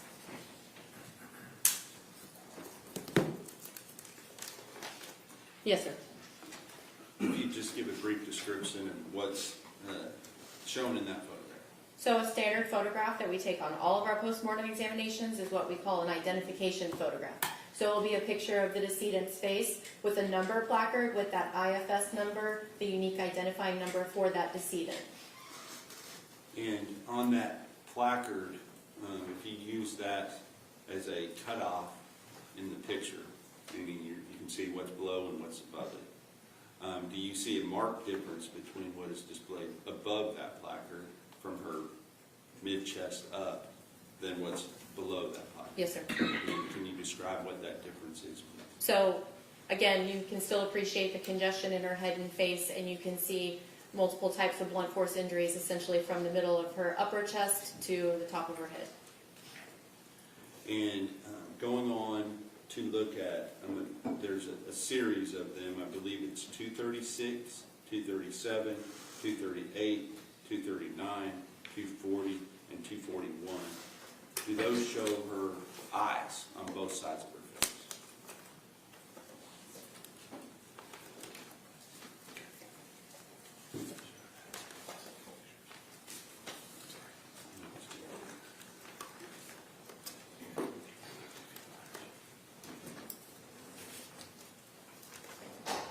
Yes, sir. And you described, I believe, what you referred to as florid petechial hemorrhages. We're not going to be showing these to the jury at this point, so can you kind of describe, as you're looking at the photograph itself, whichever photographs you think best shows it, identify that photograph and describe what you see there as the florid petechial hemorrhages. Sorry, let me.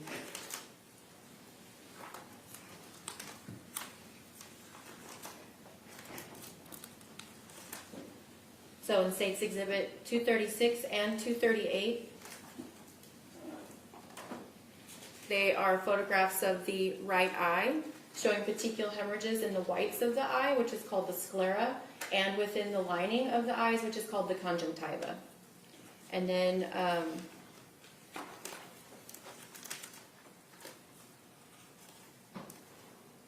same for State's Exhibit 239 and 241. And what is the significance or possible significance of finding these florid petechial hemorrhages in the eyes, such as in the case of Athena Strand? Again, as an isolated finding, can be very nonspecific. You can see them in different types of deaths. Sometimes sudden cardiac death, you can have those. Sometimes depending on what position that you die in, you can see those. So as an isolated finding, petechial hemorrhages are not diagnostic, but again, taken in a constellation of findings can be. And taken into the constellation of findings in this case, was that significant to you? Yes. In what way? Because it wasn't just petechial hemorrhages in the eyes, it was her entire face, basically her entire head, with all of that congestion. So it implies that blood is pooling in that region of the head. And what are the possible causes of that kind of blood pooling in those regions of the head? So my big concern was that there was an asphyxial component to this death. And you say asphyxial component. Can you explain that to the jury? Asphyxia is a fancy word. It's a mechanism for how somebody can die, and there's different types of asphyxial deaths, because you don't just spontaneously asphyxiate. There needs to be an explanation for why it occurred. But basically it means that the body is starved of oxygen. Either the blood supply is cut off or not able to supply blood, especially to the brain or the airway, or the person is not able to actually breathe and get that oxygen into the body. So examples of asphyxial death: smothering, strangulation, mechanical asphyxia, chemical asphyxia, carbon monoxide is an example. But that's an overview of asphyxia. Understood. So you said smothering and strangulation are one of the possible Two signs. possibilities. Two possibilities of asphyxia. Yes. So, and you understand that in this particular case, that the defendant, Tanner Horn, has pled guilty to the offense that he was charged with. Yes, sir. And that was by causing the death of Athena Strand by smothering and or strangling and or asphyxiating Athena Strand with his hands, his feet, or his body. Yes, sir. Does that make sense, given the finding that you're describing right here? Yes, sir. Okay. In addition, do you, first of all, with asphyxia itself, is that a type of blunt force trauma? Or strangling and smothering and strangulation? Yes. Okay. We have a question clarified. The question was, with asphyxia itself, is that a type of blunt force trauma or strangling and smuggling? Strangulation. If I can, And strangulation. strangulation and smothering, are those a type of blunt force trauma? Blunt force trauma would indicate that the body comes in contact with a blunt object. That could fall, those both could fall under the umbrella of blunt force injuries. Okay. So, in addition to that type of blunt force trauma, if you see other indications of blunt force trauma, Yes, sir. can you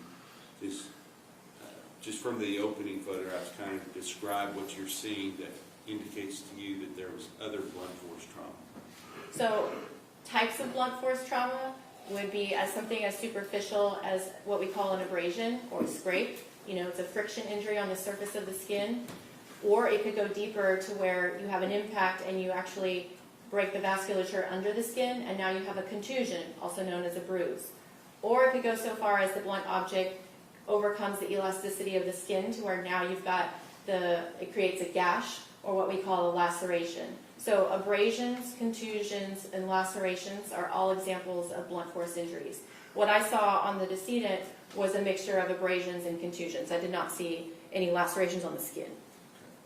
But it had both the abrasions, which are what you described at more skin level, is that correct? Yes. And then the contusions, which are deeper into the musculature of the body, is that right? Yes, under the skin. So it would be what we call the subcutaneous soft tissues or the muscles, all of the above. All right. So let's go on here. Before you go into the actual evidence of injuries, do you note any potential scars, things like that on the body so that you can distinguish that from the injuries themselves? Yes. And as part of your bench notes that you keep, do you have a diagram related to potential scars or other things? Yes.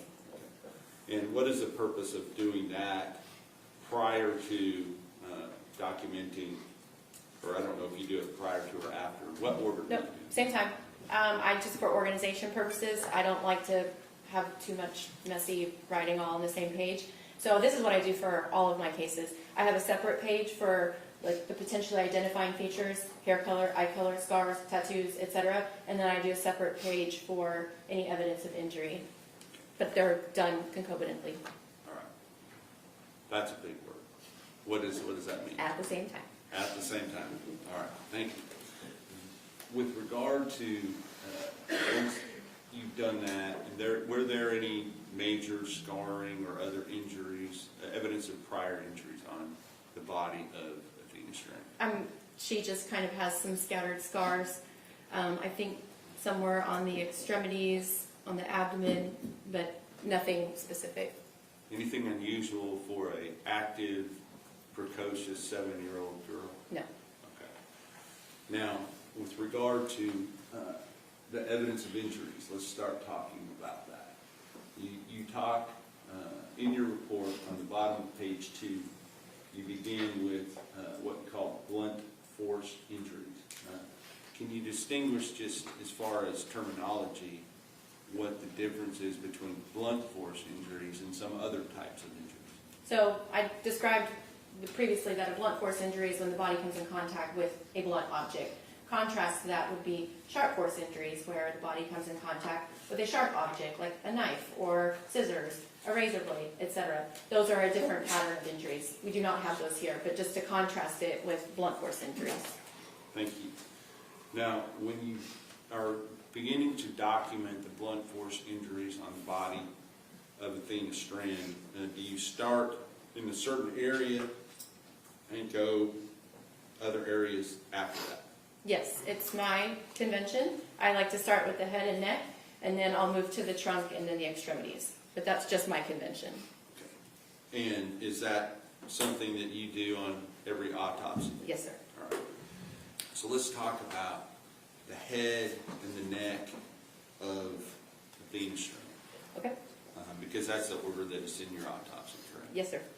And I want you to kind of give your basic findings, and if you need to, we're going to talk about some of the photographs that go with those in a moment, but Okay. If you need to stop and explain a word, because we know we all won't understand it, if you do that, I'd appreciate it. Sure.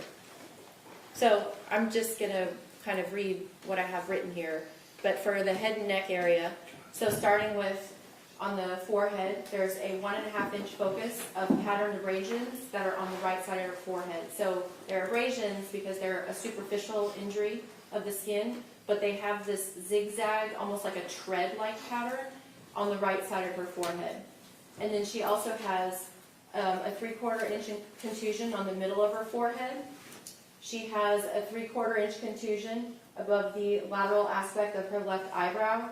She has more of those patterned abrasions, the zigzag patterned abrasions and abraded contusions that actually go across both of her eye areas across the entire nose, from the root to the bulb. This is the bulb of the nose for me. And also across her mid-face, including the cheeks, the philtrum, which is the space between the nose and the upper lip, and she even has it a little bit on her upper lip as well. She also has a 2 by 2 inches abraded contusion on the right temple area of her face. She has a linear abrasion that's 1 1/4 inches just below her left eye. She has a 1/2 inch pale blue contusion of the left cheek that is just anterior to her left ear. She also has a small contusion, it's a 1/4 inch, that's on the helix of her ear, which is the loopy part of your ear.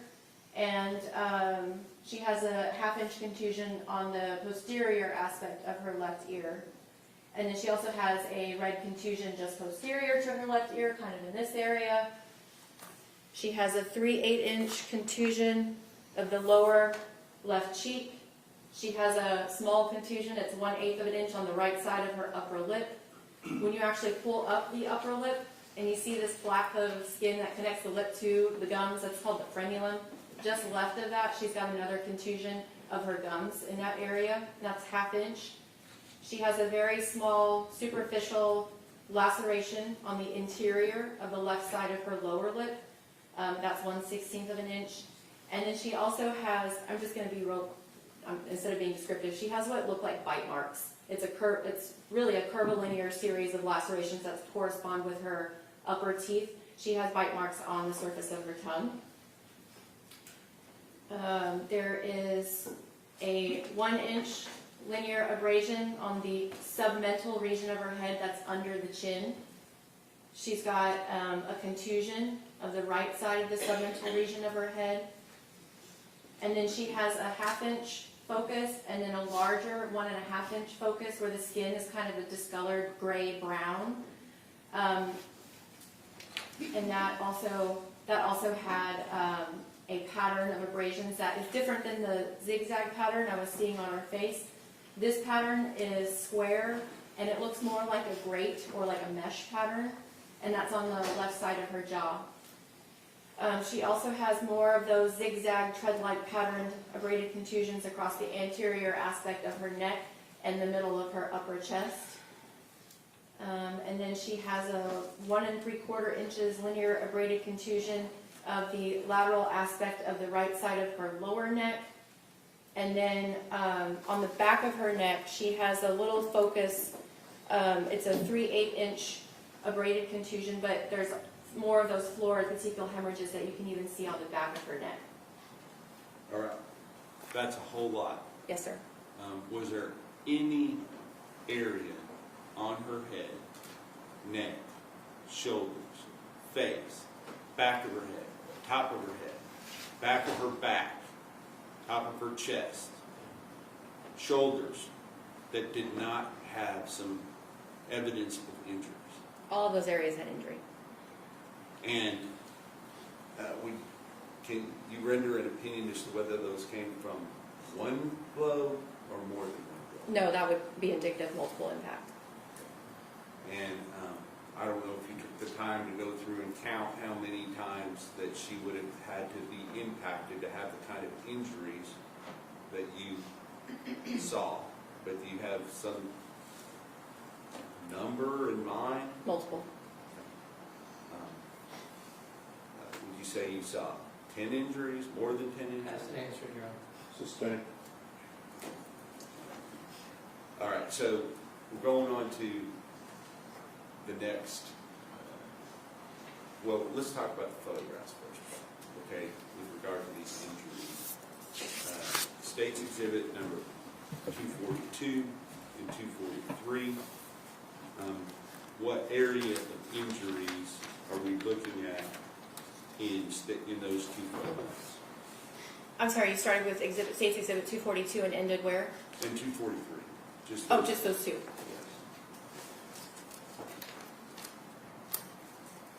State's Exhibit 242 is a photograph documenting the injuries on the forehead that I just described. State's Exhibit 243 is also injuries on the forehead that I just described. And do those particular injuries, you said that they had some type of pattern to them, is that correct? Yes, sir. And can you describe what you're looking at there as best you can for the jury? Just how I said it, it's a kind of a zigzag pattern. It almost looks like tread of some sort. And in those photographs, as well as State's Exhibit number 245, do you have, I guess this is true in all your photographs, do you have some type of measuring device in the photograph so that you can give a reference when you're looking at it as to how big or small those tread patterns are? Yes, so all of these photographs have a sticker that has a 1-inch scale on it, also with a unique identifying number for the decedent, so that when the sticker is right underneath the area that you're documenting, you can have an idea of the size.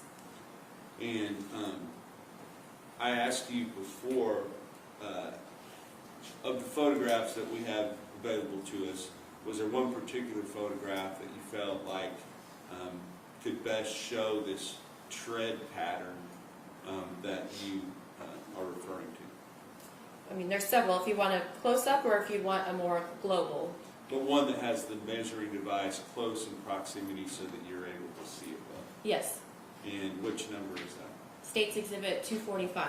Okay. And so if you just take that one out of the notebook and just set it to the side, if you would. Not the Just the picture page. itself, the whole page.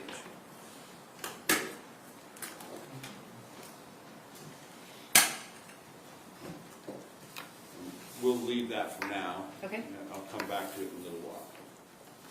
Now I want you to talk about well, first of all, what does State's Exhibit number 245, what part of her body does that show, and what do you see as to describe it to the jury? It's primarily her face, and there is the sticker I was just talking about with the scale. It's just under her lower lip, so you can just see all of the injuries that I previously described that are on her face. And this tread pattern that you're observing, did it appear to be like one single placement of that tread pattern, or more than one? More than one. Okay. And is there a difference, in your opinion, to stomping injuries versus pressing injuries? Yes. And can you tell the jury what that is? So, in my opinion, it would be stomping is with the foot, but has force to it, whereas pressing, I mean, that doesn't necessarily have to be the foot, but pressing means it's just held against the surface of the body, not with any sort of force. Okay. Well, I'm trying to determine, you say not with any sort of force, does it take some force? Some degree of force, correct. In order for these injuries to be visible? Yes. Okay. But would you expect other associated injuries if it were stomping versus pressing? Yes. And what would those associated injuries be? I mean, I would think that especially if it was on the face, you have a lot of delicate bones that are in the face, so I would expect there to be some fracturing with a stomping injury. Are these injuries considered by you to be abrasions or contusions or mixture? Mixture. Okay. And kind of explain, as you're looking at it, where you see abrasions, where you see contusions? On this photograph, State's On this photograph. So on State's Exhibit 45, again, it's all of those types of injuries that you see primarily just in the face area, the forehead, the nose, both eye areas, cheeks, and even the lips.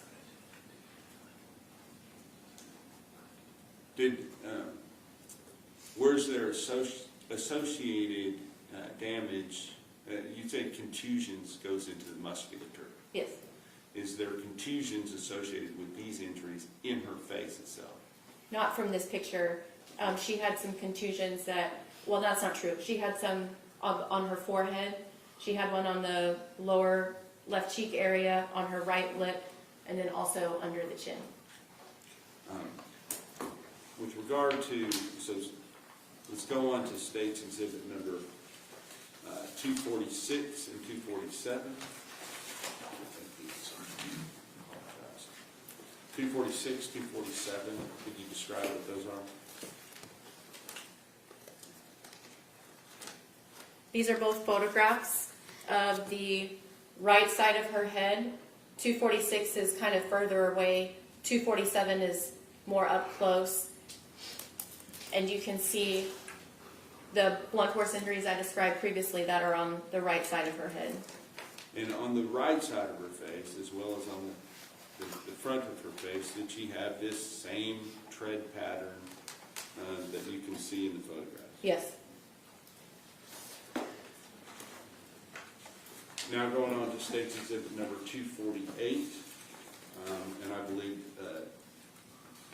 we've already looked at 244, but 248, does that show the other side of her face? State's Exhibit 248 is the left side of her face. And then I think it was 244, which is that also the left side?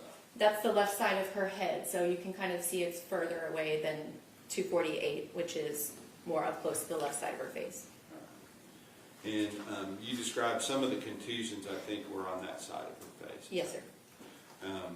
And for a contusion rather than abrasion, is it more or less force that is generally needed to cause a contusion versus an abrasion? More. Okay. Now, on that same side of her face, you described, and I'm going to refer you to State's Exhibit number 249, you described something around or associated with her left ear. Yes, sir. Okay, could you describe what that is? So she had let me find it in my report.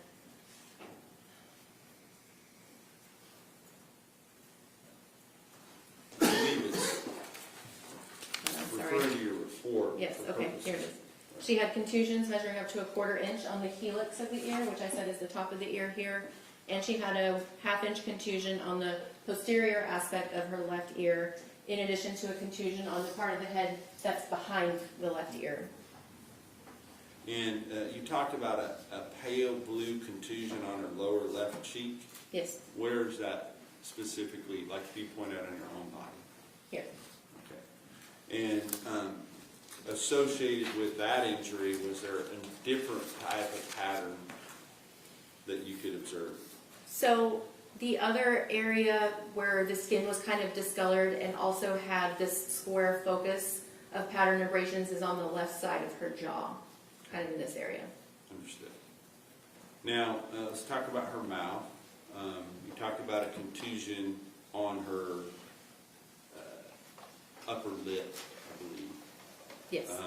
And if you're looking at State's Exhibit number 251, is that displayed in that photograph? Yes.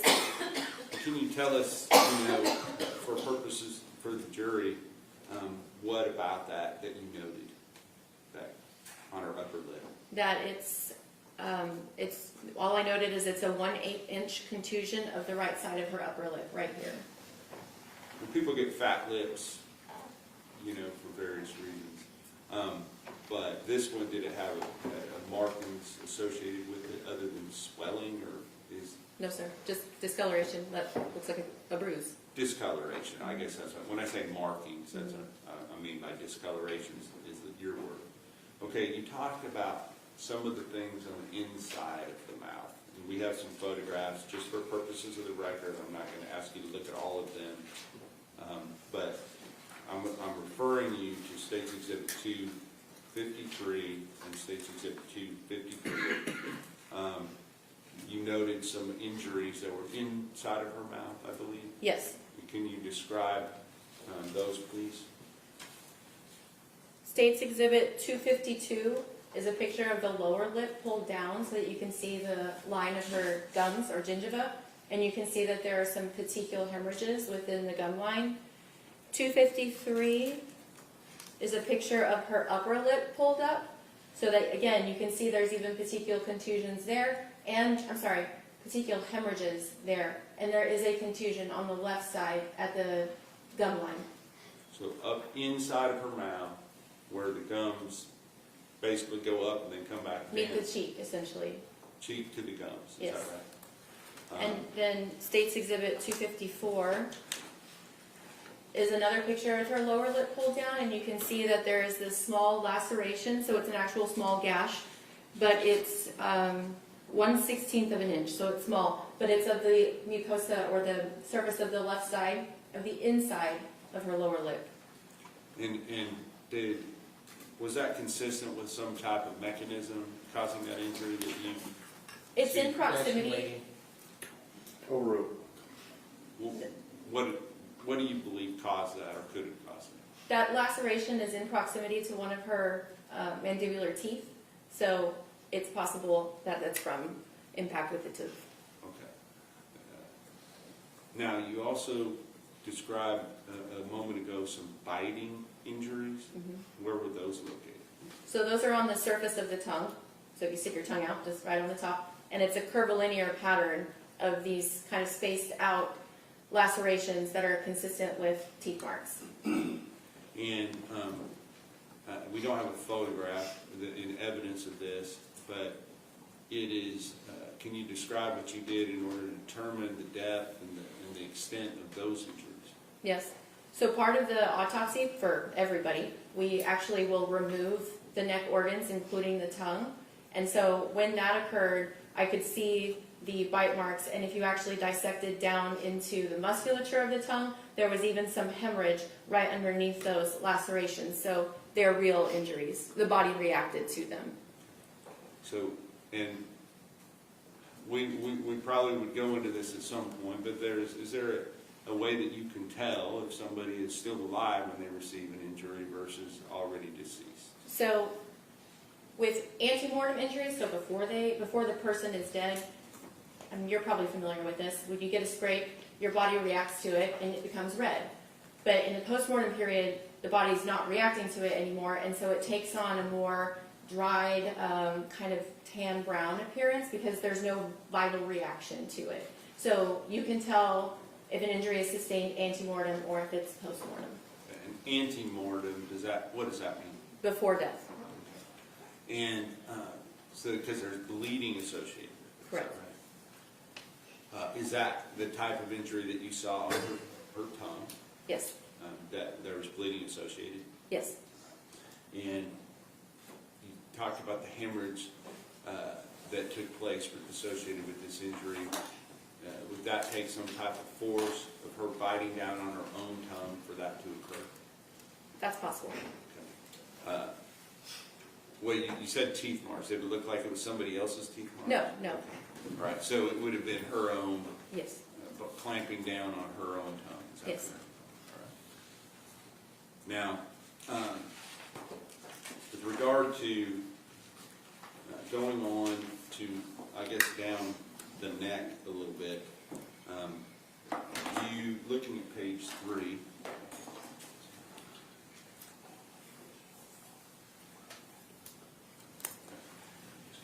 good point. Every injury we've talked about so far, those are those, of those classifications, antemortem versus postmortem. Can you tell us what those injuries are? Antemortem. So prior to death. Yes. All of those blows Yes. on her head, her face, her shoulders, her neck, back of her head, top of her head, all occurred antemortem. Is that right? Yes. And for purposes of the record, or for the jury, does that mean while she was still alive? Yes. Looking at page 3,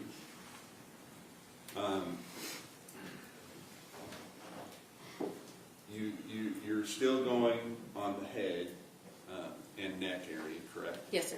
Right. So at one point on that, you say there is a 1-inch abrasion on the middle of the submental region of the head, and then you, in parentheses, under the chin. And there's a red abraded contusion on the right side of the submental region of the head. Can you just explain what submental is? So this area directly under the chin. So not quite neck, but it's just this particular area. And can you look at State's Exhibit number 256?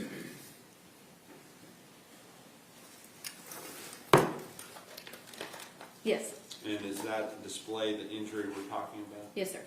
And can you describe for the jury what you're looking at, please? So this picture is of directly under the chin, the submental region of the head. The little marker with the case number and the scale is right underneath it. And what you can see is that 1-inch linear abrasion that's on the middle, and then you've got an abraded contusion right next to it on the right side. And then, we already talked about 250, you said there was a pattern abrasion on her left lower jaw line, is that Yes, correct? correct. Different than the zigzag pattern. Yes, sir. Going on, you stated there is a diffuse band-like distribution of zigzag tread-like pattern of abraded contusions extending across the anterior aspect of the neck and upper chest. Yes, sir. Can you describe, or in layman's terms, explain what that means? So the same kind of zigzag tread-like patterns that I described on the face, you can also see across the anterior aspect of the neck and even just into the upper aspect of the middle of her chest. And are those something that is difficult to see, or is it something that is plainly apparent to you? It's pretty obvious to me, yes. Okay. And those injuries, if you look at 257, 258, there is no 259, and then 260. If you look at those and tell me whether or not those fairly and accurately represent that injury that you just described.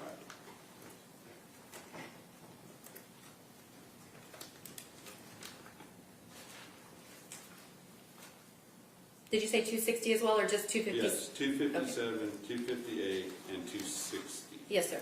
Okay. On 260, do you see a little bit more defined area on part of that photograph that is not necessarily part of the zigzag pattern, but is something that you noted?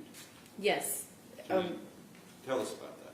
So this picture, you can see the zigzag pattern across her anterior aspect of her neck and middle of the upper chest, and then there's also what looks like a contusion kind of right here at the kind of at the base of the right side of her neck, almost the anterior aspect of her right shoulder. Is it, and when you say contusion, is that something that you then, during your internal examination, determined that that was below surface level? Yes. Okay. And were there other contusions across her neck and chest area, clavicle, that were different from the zigzag patterns? Just that they weren't patterned, but you had abraded contusions, abrasions, contusions, all in that area, yes. And abraded contusion, what does that mean? It's kind of a mixture of both an abrasion and contusion. Okay, I got you. Now I understand. I'm thinking of like hair braids, so it's abraded. Abraded. It's an abrasion Yeah, slash. abrasion. Mm-hmm. Gotcha. Understand. So let's talk about. We're still on the head and neck. Let's talk about the back of her body. Okay. Tell us what you observed on the back during your external examination. What did you observe on the back of her head, neck, shoulder areas? Well, I already mentioned that the back of her neck, you could see a 3/8-inch abraded contusion, and also you had more of those petechial hemorrhages. But then on the back, you have a mixture of contusions and abraded contusions, and then you also have these area of confluent abrasions that actually have a different appearance than everything else. They have a more post-mortem appearance. Okay, so there, on the back itself, there was some antemortem And post-mortem. and postmortem. Okay. And for those injuries to occur, would there have had to been some type of force? I'm talking about the postmortem one. Mm-hmm. Some type of force or contact with the skin post-mortem that would have caused those. So, because it's an abrasion, because it's on the skin only, it's like a friction injury, by definition. So if you're dragging something, a body that is already deceased, is it possible that... Traction leading. Don't lead your witness.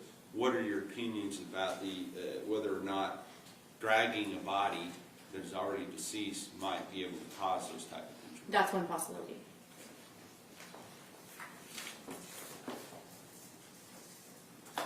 You talked about a palpable hematoma within the soft tissues of the face. Yes. But no fractures. Kind of talk to us about that. So you could feel in some of those areas with contusion that there was some fullness in the skin underneath it. So again, just suggesting that either there's edema or swelling or blood in underneath some of those injuries. But I did not appreciate palpably or even on x-ray any fractures of her facial bones or her skull for that matter. Given the amount of external injuries, was that surprising to you? I don't make assumptions. Understood. And yeah, I don't want you to make assumptions either. With regard to, is it common though that sometimes you might see fractures associated with these type of injuries? I've seen it both ways. Okay. You did note that this was no evidence of stomping injuries. Is that right? I would never call it a stomping injury, but I don't see any fractures both palpably or on the x-ray of her facial bones or skull. So, but they would be consistent with this pressing we talked about? Yes. Gotcha. All right, let's talk about the trunk. Going on. Where do you, when you talk about the trunk in your autopsy, what are you referring to? So I'm referring to the region of the body that includes the chest, the abdomen, and the back. So kind of this central part of the body. Okay. And can you just briefly kind of tell us what evidence of injury you saw on her trunk area? So some we've actually already covered. She had the same patterned braided contusions that looked kind of zigzag or tread-like across the anterior aspect of the neck and upper chest. She had an abraded contusion that was 1.5 inches of the just kind of overlying the right clavicle bone in this area. She had a 3 by 1 inches focus of band-like, so similar to a band, abraded contusions across the anterior aspect of the left shoulder. She had a cluster of petechial-type hemorrhages or abraded contusions on the left side of the chest, just medial of the left nipple, so kind of in this area. She had a 3 8-inch contusion and a 3/4 inch linear abrasion on the lateral aspect of the left side of the chest. She had a 3 8-inch pale blue contusion of the anterior aspect of her right hip. She had multiple red contusions measuring up to 3/4 inch on the middle of her upper back. And then she had these areas of kind of that tan brown confluent abrasions across the back. They were slightly more so on the right than the left side of the back. And she also had them on the posterior aspect of her right upper arm and her right elbow. And then she had more contusions on the left side of her upper back, abrasions measuring up to 1/4 inch on the left side of her upper back, a 1 inch abrasion on the right side of her upper back, and then a cluster of petechial type hemorrhages on the left side of her back, and then more abrasions on the middle and lower back. And then she also had a cluster of contusions that were measured up to 1/4 inch, so pretty small, but they're on the right buttock. I'm not going to take the time to go in great depth about what injuries she had on her extremities, but did she have injuries on her extremities? Yes, sir. That were associated with, or would have been consistent with occurring during the same time as these other injuries? That's possible, yes. Okay. And is there any area of her body, other than potentially her right arm, that did not have evidence of injuries? No.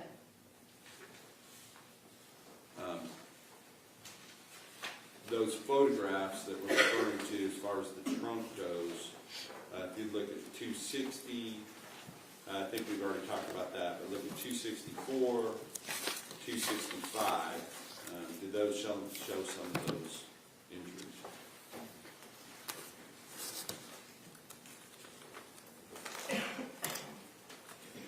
You said 260 to 265? Just 260, 264, 265 are the two that I'm wanting to look at right now.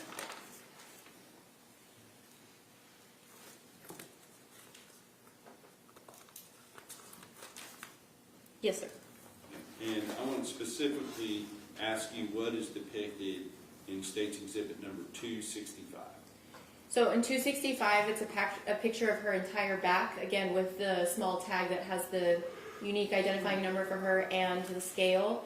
And you can see kind of the multiple abrasions and contusions that I described on the back, including those areas of confluent abrasions that kind of have a different tan brown color to them that I think are postmortem. So some were ante-mortem and some were post-mortem? is that Yes, right? sir. And is it hard to fall down or whatever, if you bump up against something, is there going to generally be one particular place where it comes and impacts your body? If something, unless it has multiple impact points on, Protection leading your eye. Sustained. you understand what I'm asking you? Let me rule on the objection. Your objection is sustained on lead the witness. Yes, sir. With regard to the number of injury, or number of points of force used just on the back, do you see, can you give an estimate of, just looking at it, how many there might have been? I would just say multiple impact sites. Okay. And these type of injuries that were on her back, are they the type of injuries that have what you would consider contusions that go into the musculature? There's both abrasions and contusions, yes. Are there multiple contusions as well? Yes, sir.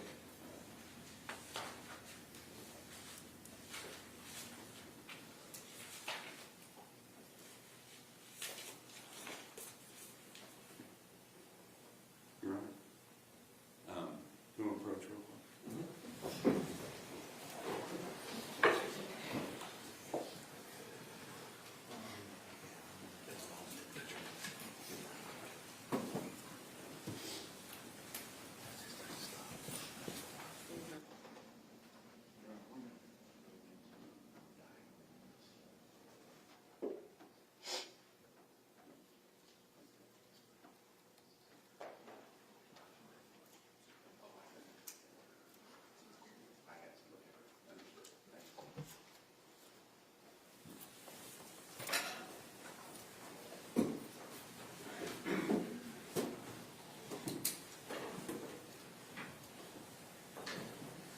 So looking at the rest of your autopsy, right now we're on page 3,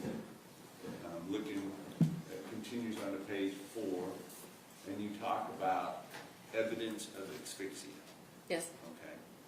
Okay. Because ultimately, what was your conclusion as to the cause of death in this case? So the complete statement I made for cause of death, she died as the result of blunt force injuries with smothering and strangulation. And so are smothering and strangulation a form of asphyxiation? Both are, yes. Okay. And so evidence of asphyxia goes to that conclusion, is that right? Correct. And so if you would kind of explain for us we've already talked, I think, about the generalized congestion, but other things that went into your opinion that for the evidence of asphyxiation. Yes. So again, she has generalized congestion of the head and face. She's got petechial hemorrhages in her scalp, in her facial skin, in both of her eyes, in the gingiva, and even on the posterior aspect of her neck. And she also has petechial hemorrhages on the skin behind both ears. And then she also has floor petechial hemorrhages within the skin of the anterior aspect of the neck and upper chest. And then also, not to forget, she has those patterned abrasions, abraded contusions that go over the middle of her face, including her nose and mouth. And so what would you call it if you have something where a person's airway is blocked? Is that smothering or strangulation? Okay, so smothering is with the upper airway, the nose and the mouth being covered. Choking is the airway is occluded by like an object, or just something within the back part of the oral cavity. Strangulation, however, means that there's pressure on the neck, and you have the airway and the vasculature in the neck. And so let's go a little further than just evidence of asphyxiation. You said with smothering and with strangulation. So let's talk about those two things. Yes, sir. What are the evidence of smothering, and what is the evidence of strangulation? So your evidence of smothering is essentially you have these injuries that go across the nose and the mouth. So that would be supportive of that, in addition to all the features of asphyxia. And then furthermore, for strangulation, that's part of the looking at things internally. I don't know if you want me to go into that. Yeah, let's go ahead and do that. We're not going to show any photographs to the jury of any internal examination, all right? But I do want you to talk about that with regard to how you can tell that there was smothering and or strangulation. So the smothering I just covered. But for strangulation, there's a specialized dissection that we can perform where we actually look at the musculature of the anterior aspect of the neck, and we look at it layer by layer. And you're looking for evidence of hemorrhage in the musculature. And then in addition to that, you're looking at the cartilaginous structures of the airway. So if you feel here, the windpipe, that's what we're looking at. And sometimes you can see fractures of that in strangulation. But essentially, I did that specialized dissection in this case. Yes, okay. And and is that part of the evidence that you took into account as far as making your findings? Correct. Okay. Now, as you, so we had the evidence submitted we've already talked about, and then you talked a little bit more about your internal examination just a moment ago. But let's talk about that just a little bit further, and what other areas did you examine internally that gave you evidence of possible injuries? That what I just described, the anterior neck dissection that I performed for her. Understood. But there was also an internal examination of, say, the scalp, the skull. Oh, yes. Is that right? Yes, correct. And did that show some type of evidence of injury there? So the scalp, I already mentioned previously that there were no fractures of the skull, but one of the things that we do during the autopsy is we reflect the scalp so that we can look underneath the scalp, and she had multiple points of bleeding underneath the scalp. And what is it that causes that type of bleeding? Impact. Okay. And you said there were multiple points of bleeding under the scalp, is that right? Yes, sir. And so is it your opinion, what is your opinion based upon that, as far as the number of impacts? Oh, still multiple. Okay. Okay, let's stop for lunch, okay? We will start back up at 5 after 1, or close to it. See you in an hour.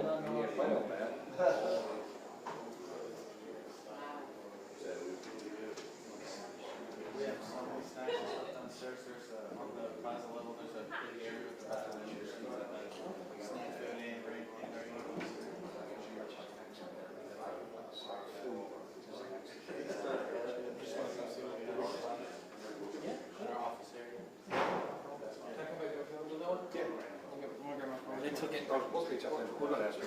Yeah, please. I forgot he didn't bring his phone in. Nope.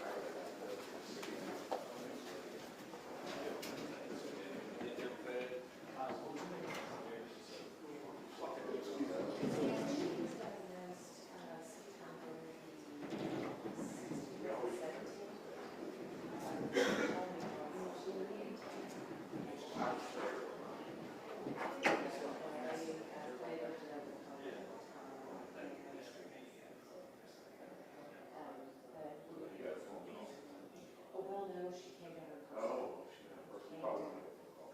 No. And had, let's see. That was taken the day before she started her chemo.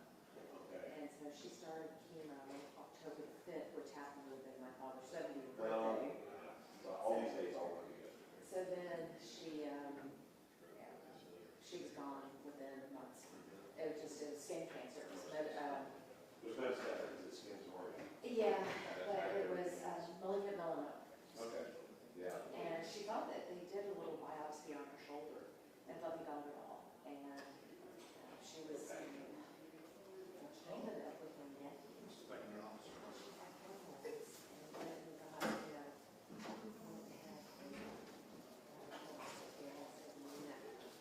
That's not okay, this is really where. There she is.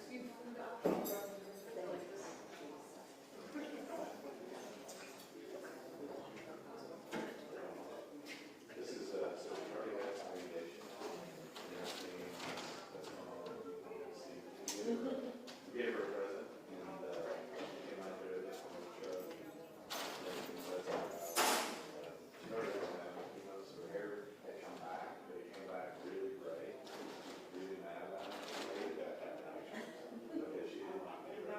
So, My mom was always blonde, but when she lost her hair, she lost the blonde, and she had a fine set of red hair underneath it. So, because Wow. nobody could understand how Well. I got my coloring. And so now we do.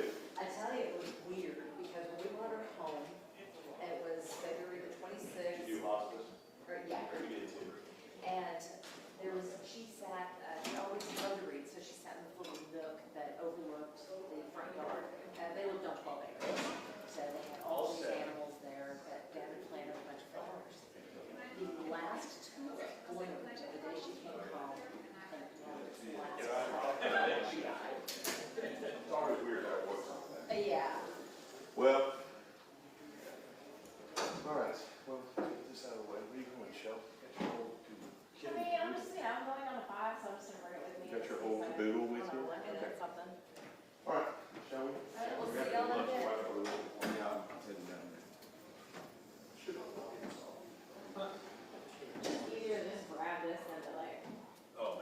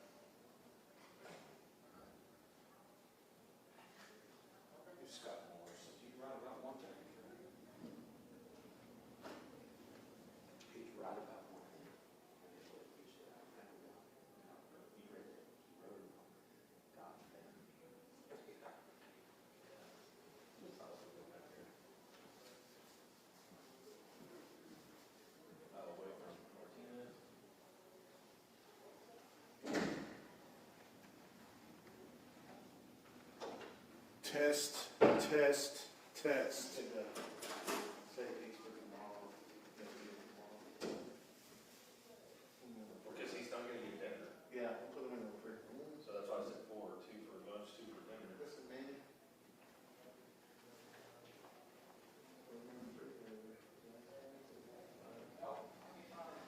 Well, now what? Hey, Judge, earlier today, you went to go, I think you went to the dairy or something, I'm not sure what you went to go do. Oh, you went to get your water bucket. They approached the bench. Hey, this volume's still on. Hold on, don't leave. Hold on. Volume's still on. What did he say? Oh. It should be on. I just said test 3 times and Donna said, she heard me say test. But test. it's it should be almost, You put the 2 down? these 2, the main. Don't say anything, we gotta get that guy back in here. Is he out there? Here's, here's the.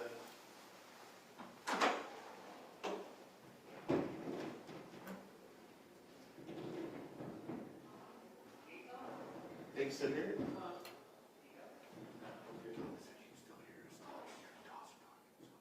Yeah, what is it?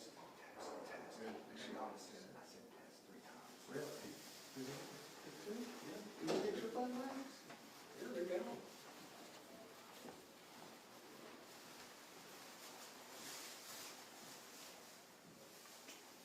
Because those, these right here. Mm-hmm. I don't know what's on it, the way.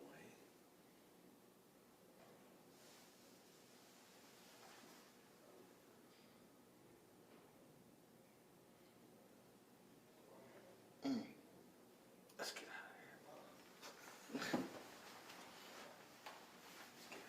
I gotta show you a picture real quick. Did we let Carrie know? Yeah. I'm gonna lock the.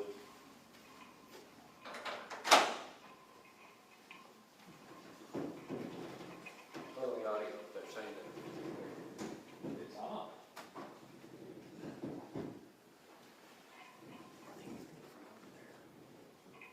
That's off too. Let me go next door. Or do you want to run over there? Find out what they talk about. I just got a phone call. Let's do it while you're So we're just talking about his suicide and stuff, right? They're doing the same mistake. I mean, replaying stuff. They're thinking it's like. I don't know. See, they happened yesterday. This is what Gabby did. She playing. Oh, replay? Replay. This ain't a replay.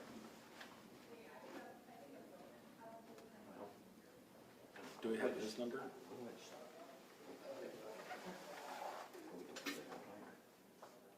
Yeah, once you run next door and find out what they're talking, make sure they're not.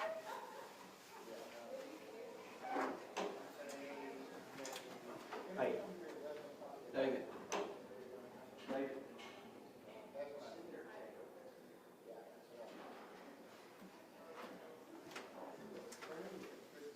Send the tech over there, like, kill it.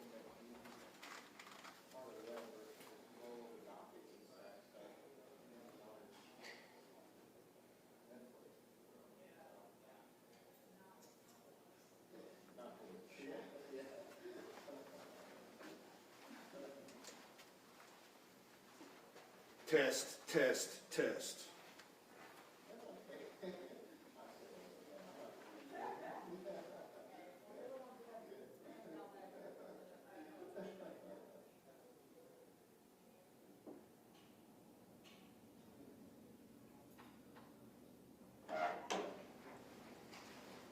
There's no audio.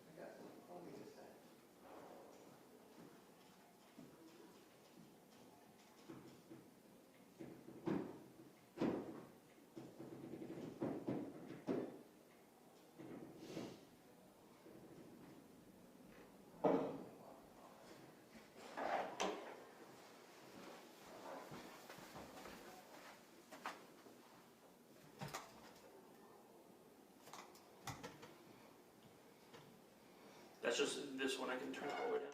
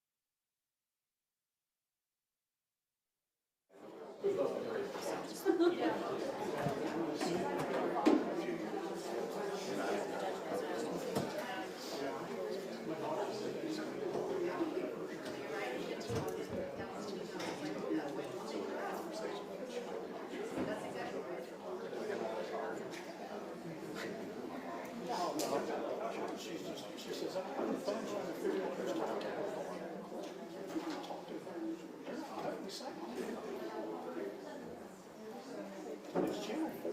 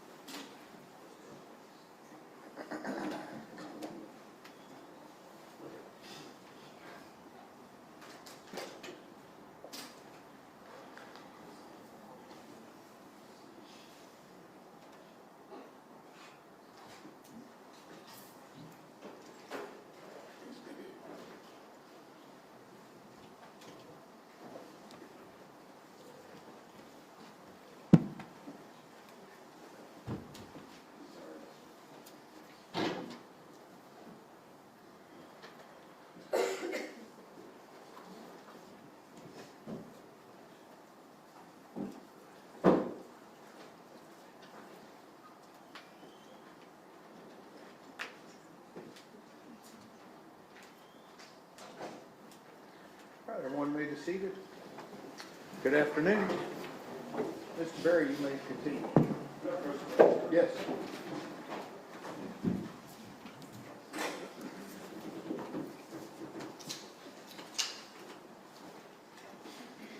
Dr. Blair, you take that fact sheet and set, no, just set it aside here. And then you have the one you moved, right? Hand me the book. Thank you. Dr. Dwyer, with regard to these photos that we've been looking at, I'm going to name them off one by one so that we can, you have a contact sheet so you know what we're talking about. State's exhibit number 231, 232, 233, 234, 235, 236, 237, 238, 239, 240, 241, 242, 243, 244, and then the one you took out was 245. Yes, sir. And that one's still going to be off. So 246, 247, 248, 249, 250, 251, 252, 253, 254, and then skip 255, 256, 257, 258, no exhibit for 259, 260, 261, 262, no exhibit for 263, 264, 265, 266, 267, and 268. Those numbers, which I just read into the record, are each of those, Dr. Dwyer, photographs that were taken by you during the autopsy of Athena Strand on December 3rd, 2022. Yes, sir. And do they fairly and accurately represent the injuries that you have been speaking to this jury about? Yes, sir. I will offer those numbers, which I just read into the record, into evidence at this time. Any objections other than those previously given to me? No additional objection. Okay, those objections are overruled. State's Exhibits 231 through 254. State's Exhibits 256 to 258. State's Exhibits 260 to 262. And State's Exhibit 264 to 268 are admitted. Thank you. Hand these back. Thank you.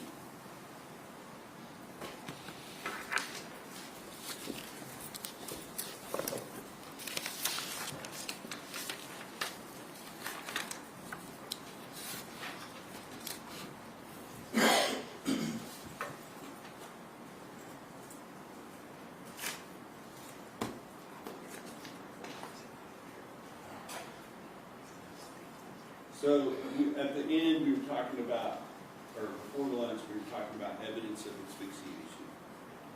I believe we've already offered into evidence these different items that were gathered during the autopsy. Yes, sir. Then you have the internal examination, and you talked about the, what did you call it with regard to the neck, tissues around the neck? That's a specialized dissection, the anterior neck dissection, which was included in the description for evidence of injury. Okay. And then you talk about the head. Let me go on to the next page, which is page 5. Tell me about the findings related to the head, if there's any additional findings that are relevant as far as this is. So conventionally, with my autopsy reports and how our office organizes them, all of the evidence of injury will be in a section called evidence of injury. For the internal examination, that will be everything outside of the injury, so what's normal essentially. And I'll refer in certain categories to the C evidence of injury section, but at this point, it's just all of the quote-unquote normal findings. Gotcha. So those are not things that would indicate any additional injuries other than what you've already described in the earlier part of the autopsy? No, sir. Okay. So we're going on to page number 6. What are we looking at here in the middle of page number 6?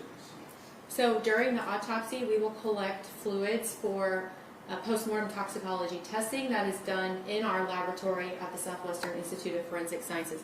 I do not personally perform the tox analysis, but the results of their report will be incorporated into the autopsy report. And essentially, were there any findings? Negative for everything. Right.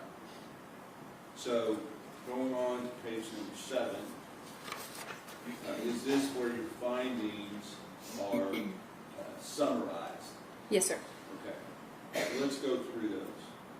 Regarding the blunt force injuries, would you just read the letter and then what the finding is into the record for the jury?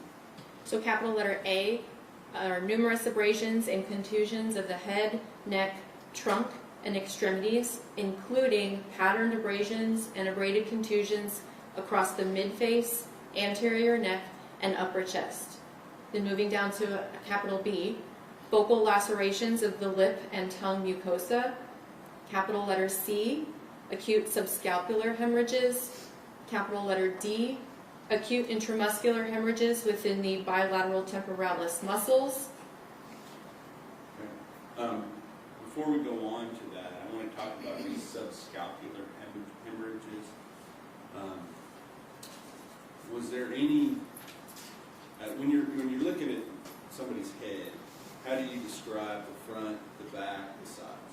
So we have whenever we're describing injuries in general, we follow what's called the standard anatomic position. So if you picture the standard anatomic position would be you facing me, arms at your side with your hands face forward, and that's how we determine direction in a standard process. So front of the head would be the forehead, back of the head is the back, and then right and left. But it would be the person's right, not your right as you're looking. That's correct. Was there any of those areas that did not have some type of subscapular hemorrhages? I would say that there was relative sparing of the right temporal scalp, which is this area. Otherwise, you had subscapular hemorrhages under the frontal scalp, the parietal scalps at the top of the head, and the occipital scalp is the back of the head. And did those come from one or more than one individual impact? That would be multiple impacts. Now, with regard to the evidence of smothering and strangulation, I think we've covered that pretty good so far. Is there anything additional regarding that you bring to the attention of the jury? No, sir. And then you have this number 3. What is the number 3 thing? So, again, by convention, we typically will include some circumstantial information to the case. That's usually how we kind of end our findings. And in this instance, I noted per report the decedent was found dead and naked in a river. And then as far as the ultimate conclusion, would you read that, please? Based on the case history and autopsy findings, it is my opinion that Athena Strand, a 7-year-old white female, died as a result of blunt force injuries with smothering and strangulation. And then regarding the manner of death, Homicide. and can you explain how homicide is different from other types of death? So let me just, I think it's easier to sometimes define what's cause and manner of death. Ultimately, the reason why I'm doing an autopsy is I'm trying to determine why this person is dead, and I'm going to make a conclusion about the cause and manner of death. Cause of death is the injury or the disease that resulted in the person's death. Manner of death tells you how that comes about. So cause of death is free text, it's more wordy typically. Manner of death, you only have 5 options: natural, accident, suicide, homicide, or undetermined. Based upon the injuries that you observed on Athena Strand, do you have an opinion as to whether or not she suffered pain and suffering as a result of these injuries? Objection, Your Honor, beyond the scope of her testimony. I'll let her answer. Honestly, yes, I think she did. Now I want to talk to you a little bit more about a specific picture, that one that we pulled out. Okay. And I'm going to show you some other photographs that have already been admitted into evidence.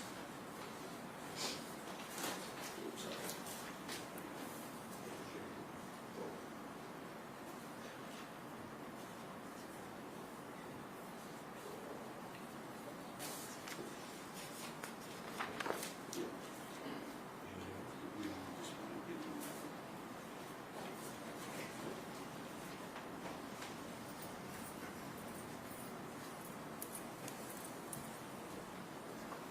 Dr. Dwyer, I am going to show you what's been marked as 4 different exhibits. State's Exhibit number 203, State's Exhibit number 204, State's Exhibit number 205, and State's Exhibit number 206.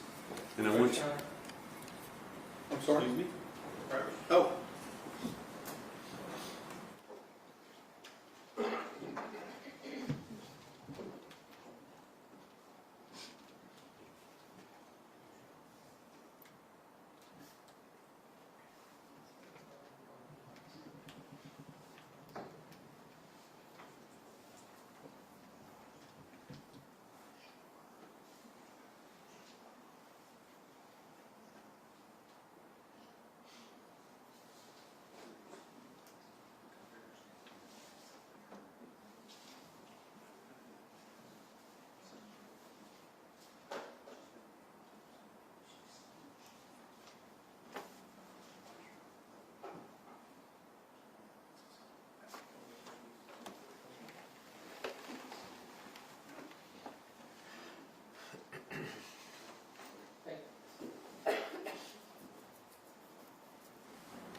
Now, you weren't here when these exhibits were admitted, correct? No. But was there some type of a photograph of a shoe that was submitted through to the Southwest Institute of Forensic Science? Yes. That was contained within the autopsy photos, even though it wasn't taken as part of the autopsy? That's correct. Okay. And did you have a chance to look at that compared to the potential injuries in the case? Yes. Okay. Now, I think we're going to just use number 206. Okay. And I want to just discreetly, if you would, just pull. Can she step down, Your Honor? Yes. All right. Mr. Goble, if you or Ms. Anderson need to move, you're welcome to go into the jury.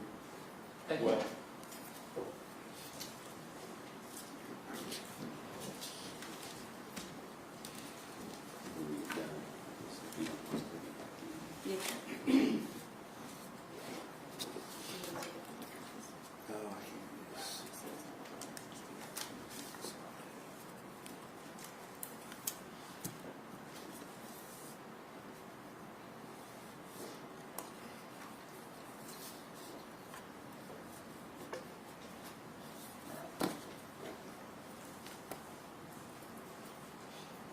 Dr. Dwyer, I asked you to identify of the photographs that were taken during the autopsy, which of the photographs that you felt best represented with scale the tread patterns. Is that correct? Yes, sir.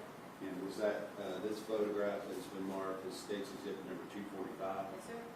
And then this photograph of a shoe tread pattern that has already been marked marked and admitted into evidence as State's Exhibit number 206.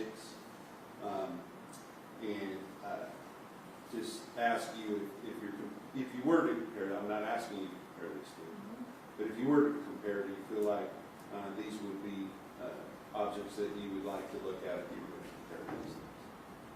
So, yeah, if I was going to, yes. Okay. I will ask if I can publish these to the jury. Yes, sir. All right.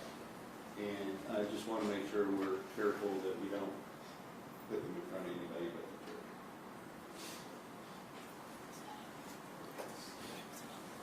Thank you. You can read them.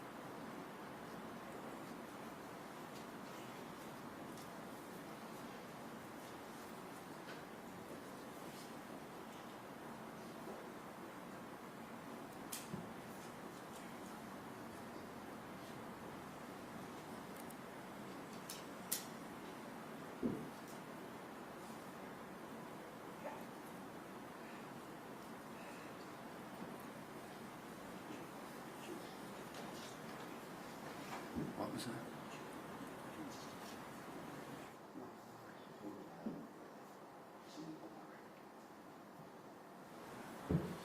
There was it.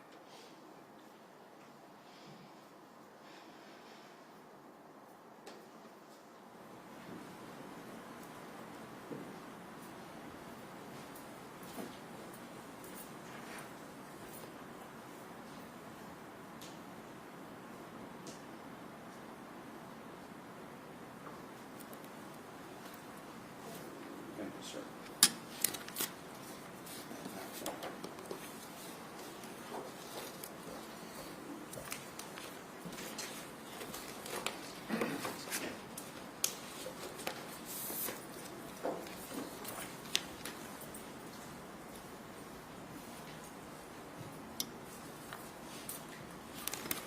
May I publish a portion of State's Exhibit number 272? I'm sorry, 270 what? 272. Okay.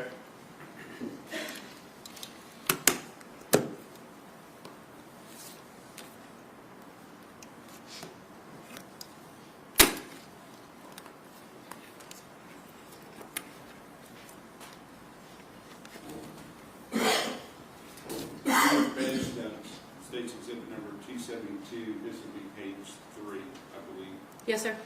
And is this document, while you were doing it, the injuries that you observed on the face and head of the victim, Athena Strand, in this case? Yes, sir.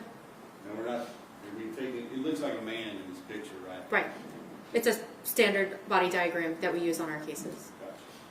Okay, so I'm not going to ask you to go through these again, but if you take these in conjunction with the pictures, does it help explain the things that they're looking at? Yes, sir. Okay. And so, like you documented a moment ago, you said the right side of the head was free of the subscapular hemorrhages, is that right? Yes, sir. But there's still evidence of injury on the right side of the head. Yes, sir. And then the next page being page 4 of that same document. And does this diagram show all of the different evidence of injuries that are throughout the body of Athena Strand that she suffered in this case? Yes, everything but the head, because that's on the previous diagram. Yes. And then this part right here, where it's up and down like that, what does that represent? Those are the confluent abrasions that appeared post-mortem that I described previously that are on the back. But all the other injuries other than that would be ante-mortem, is that correct? Yes, sir. And then, I apologize, I didn't do this before, but I wanted to point out, where you talk about the tread mark patterns here, do you note that here on the nose area? Yes. And also over here on the cheek? Yes, sir.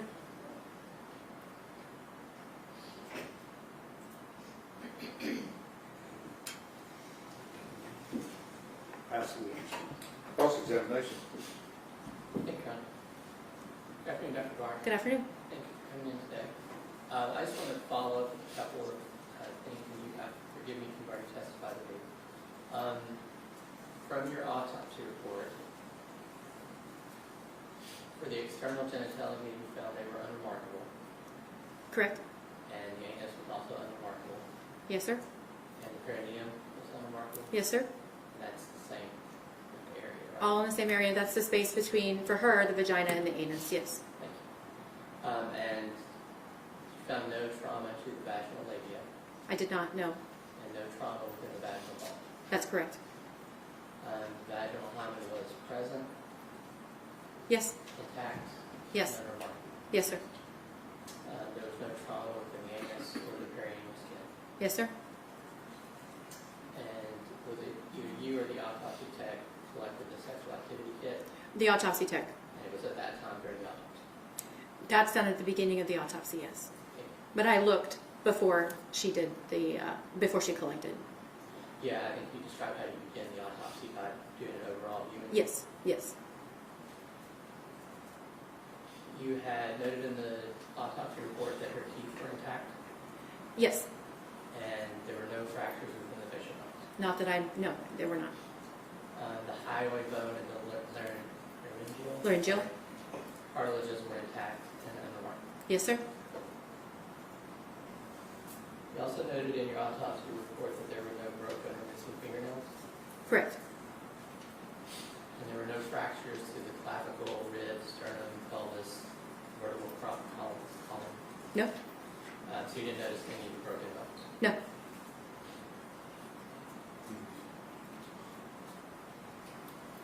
And you are not a footwear expression analyst. No.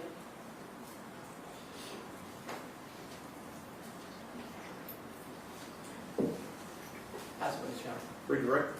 Yes, Your Honor. What, if any, effect would it have, or do you know, what, if any, effect it would have for a person who was sexually assaulted, if they were unconscious or even deceased? Would the findings be different than they would be if they were conscious? Okay, so you said conscious or deceased. I mean, I conscious said is unconscious. unconscious is still not dead though. Yes. Versus dead. Again, it's kind of back to the same ante-mortem versus post-mortem injuries, in that if you had an injury and there was a lack of vital reaction or inflammation or hemorrhage, you would presume that if it was there and didn't have those qualities, that it would be post-mortem. The point is, I didn't see any injuries to her genitalia. Understood. And just because there's no visible trauma, does that mean that some type of sexual contact or sexual assault could not have taken place? That's correct. That the lack of injuries does not mean that there's a possibility that sexual assault did or did not occur. Thank you. No further questions. Mr. Coe.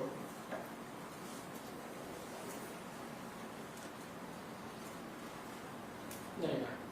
May this witness be excused subject to any potential recall? Yes, sir. Any objection? No. Thank you, Doctor. Thank you.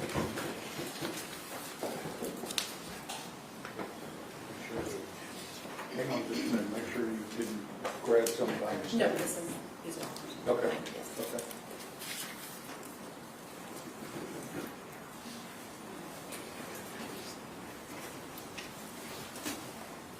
Who do you have next? Your Honor, I believe that we're going to be looking at Joseph Thomas, but we may need to have a hearing outside the presence before we start this witness. Okay, what did you say the name was? Joseph Thomas, jail administrator. Okay. All right, you retire to your room, I'll call you right back.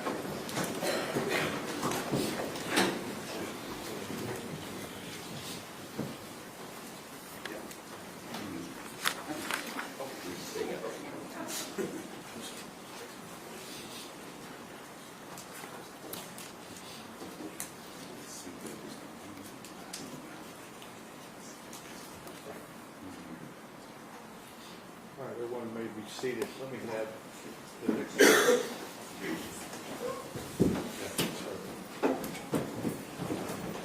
Can I get actual exhibit stickers for these? Okay, I'll try to line that. 42, 44, 45. We marked them, but you've given me exhibit stickers, but I put them on the transcripts, not on the actual. So I need new ones. Okay, so you're gonna remark it. Yeah. So it's 42, 44, 45, 48, 40.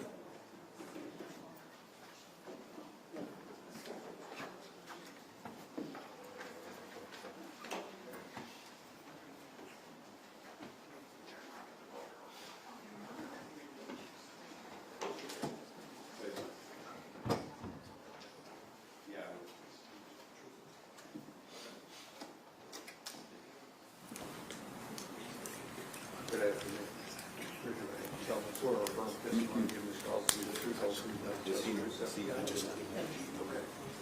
Rule of evidence is that effects says you cannot be in court unless you're testifying. Once you have testified, don't discuss your testimony with anybody else except the lawyers, okay? Yes, sir. Okay.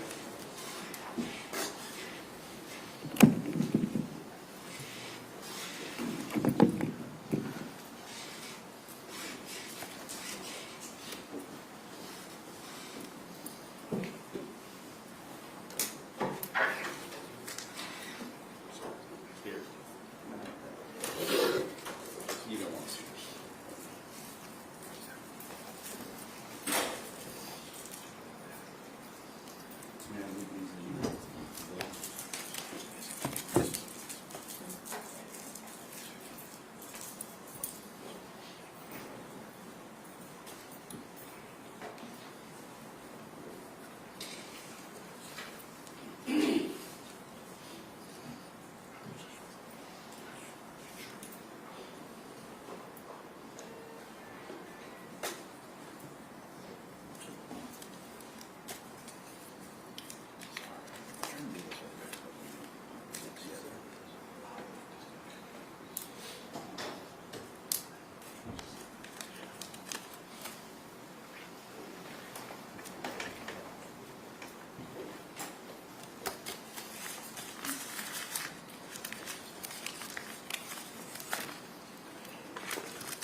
Thank you.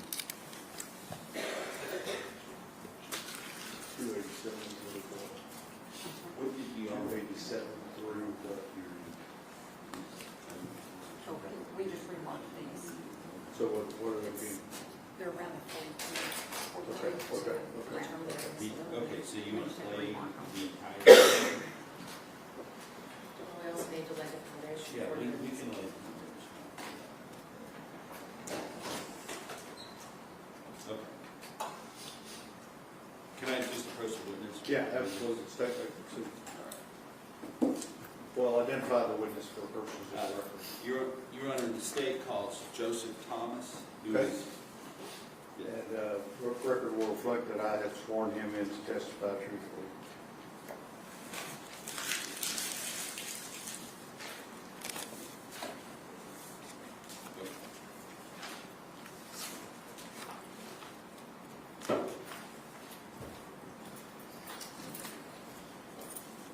Mr. Thomas, first of all, how you were employed? How are you employed? I'm the jail administrator of the Wise County Sheriff's Office.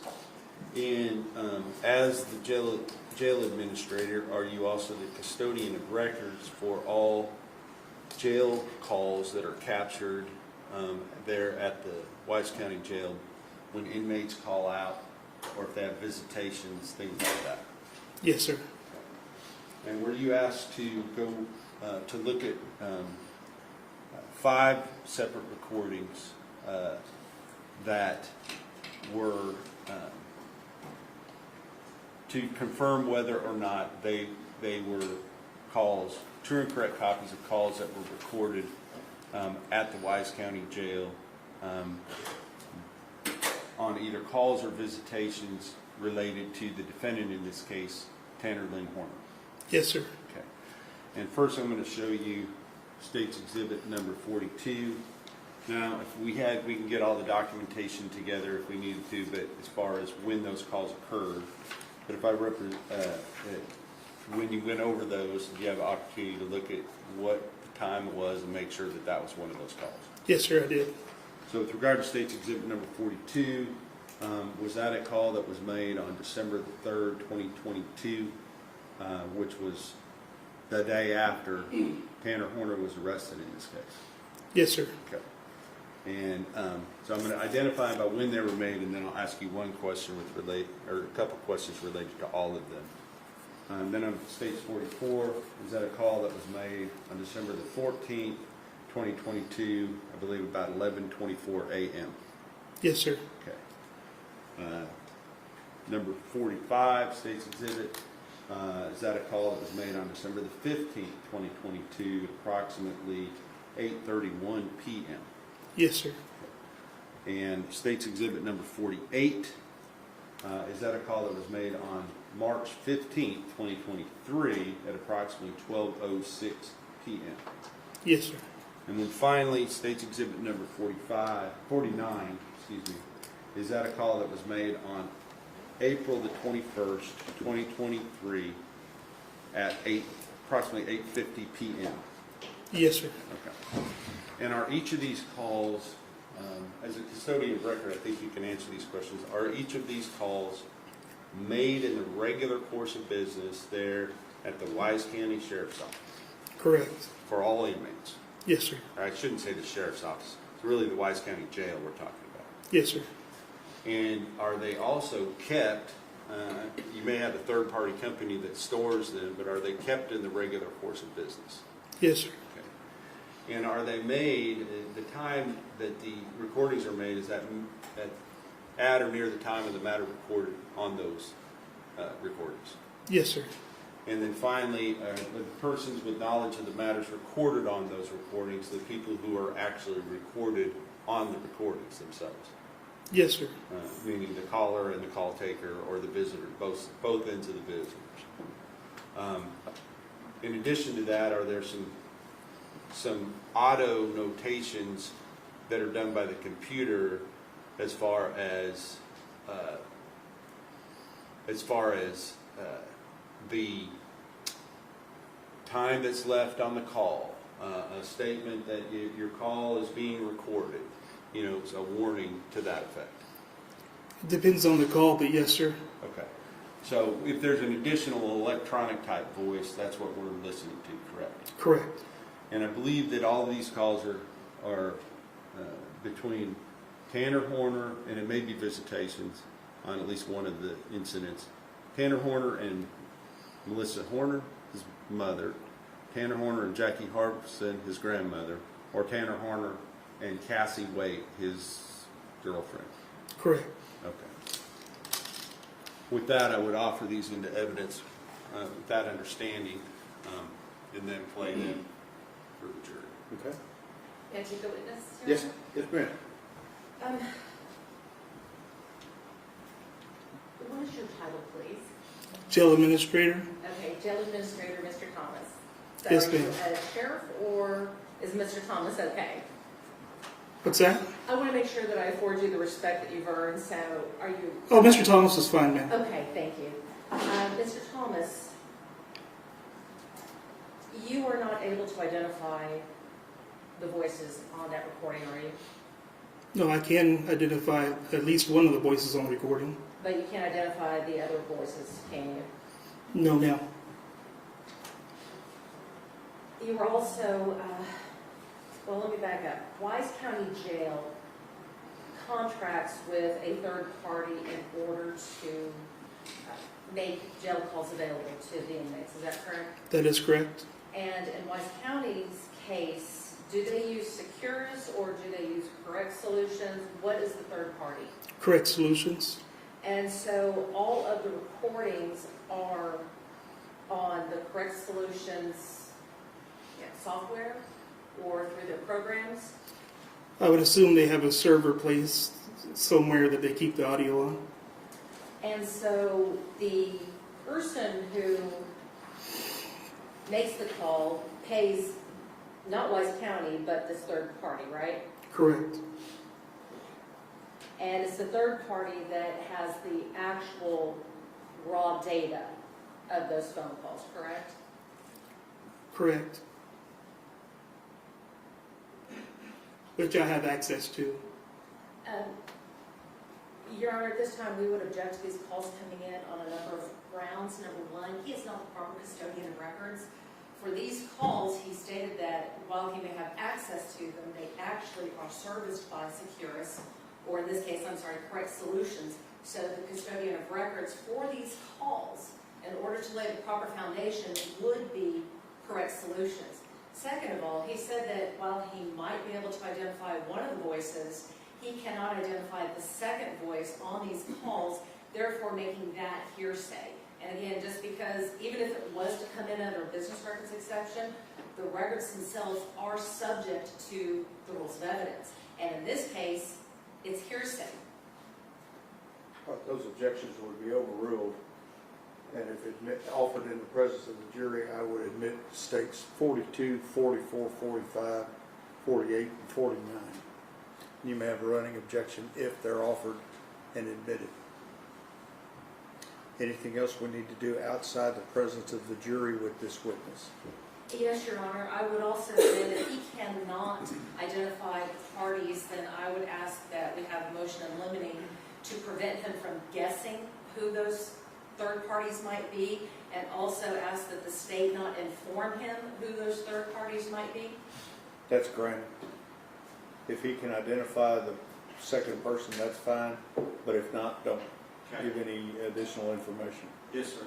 And lastly, when we were told that Mr. Thomas would be here, we had asked the state to ask Mr. Thomas to bring us any disciplinary write-ups that Mr. Horner may have had, and I just would like to inquire whether or not he brought those write-ups with him. He has not received any disciplinaries while in my custody. Okay. All right, we ready for the jury? Yes, sir. Okay, let's go.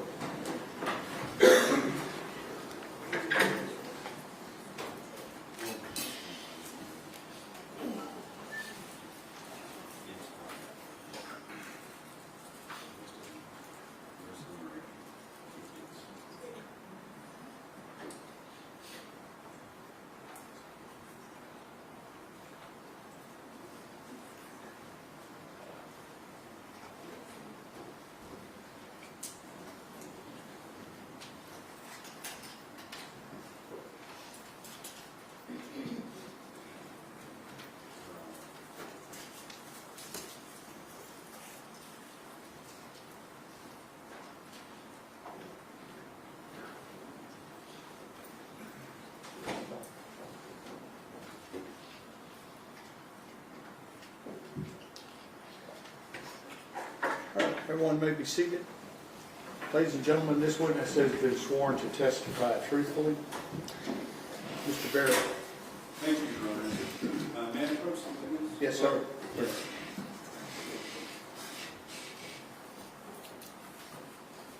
Mr. Thomas, would you please tell the jury what you do for a living? I'm the jail administrator for Wise County Sheriff's Office, the jail division. And as the jail administrator, are you, do you act as the custodian of records for any type of phone calls that an inmate would make from the Wise County Jail? Yes, sir, I do. And are there also recordings done when a person has a visitation there at the Wise County Jail? Yes, sir. And are these recordings, are they made in the regular course of business for each and every phone call that an inmate makes or visitation? Yes, they are. And are they kept in the regular course of business through a third-party contractor, therefore the Wise County Jail? Yes, sir. And are they, the recordings themselves, are they made at the time that that the conversation takes place? Yes, sir. And are the person with knowledge of the matters that are recorded on those the two people who are having a conversation, either on the phone or in a visitation situation? Yes. Okay. And with regard to any other voices that you might hear other than those two people that are engaged in the conversation, would those be electronic voices that are generated by the computer system that records? Objection, Your Honor, leading. Don't lead your witness. What would be the other type of voice you might hear besides those two individuals? You'll hear an automated voice giving a warning of like a 2-minute warning left, and at the beginning of the phone call, it'll tell them that there's a inmate from Wise County Jail calling them. And although you may not recognize both sides of the conversation, is there one person for each of these conversations, and I'm showing you specifically recording number 42, recording number 44, or State's Exhibit number 42, State's Exhibit number 44, State's Exhibit number 45, State's Exhibit number 48, and State's Exhibit number 49. Is there one person that is common and that you do recognize your voice on each of those phone calls? Yes, sir, I do. And can you tell us who that person is? Would you like me to address him as what I would call him as inmate? No, Okay. I want you to just tell me his name, please. Tanner Horner? Yes, sir. And with regard to that, are these true and accurate recordings of those that were made and kept in the regular course of business at the Wise County Jail? Yes, sir. And for identification purposes, State's Exhibit 42, is that a call that was made on December 3rd, 2022? Objection, Your Honor, leading. It's the same, don't lead your witness. With regard to, I guess it'll say there's some type of document at the beginning of the recording. Is that correct? Yes, sir. I can't tell you for sure if it states the date and time, but it does state the person calling and the location they're calling from. Okay. All right. Well, I will just offer State's Exhibit 42, 44, 45, 48, and 49 in evidence. Any objections other than those previously announced to the court? No further objections. All right, those are overruled. State's Exhibits 42, 44, 45, 48, and 49 are admitted. May I publish? Yes. Your Honor, I would object to the publishing these until the second voice can be identified. Okay. Objections overruled.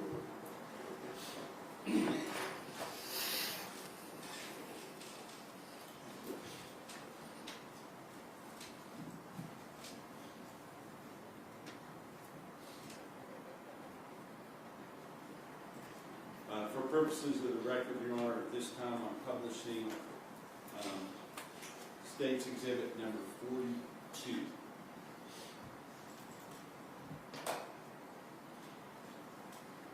Hello.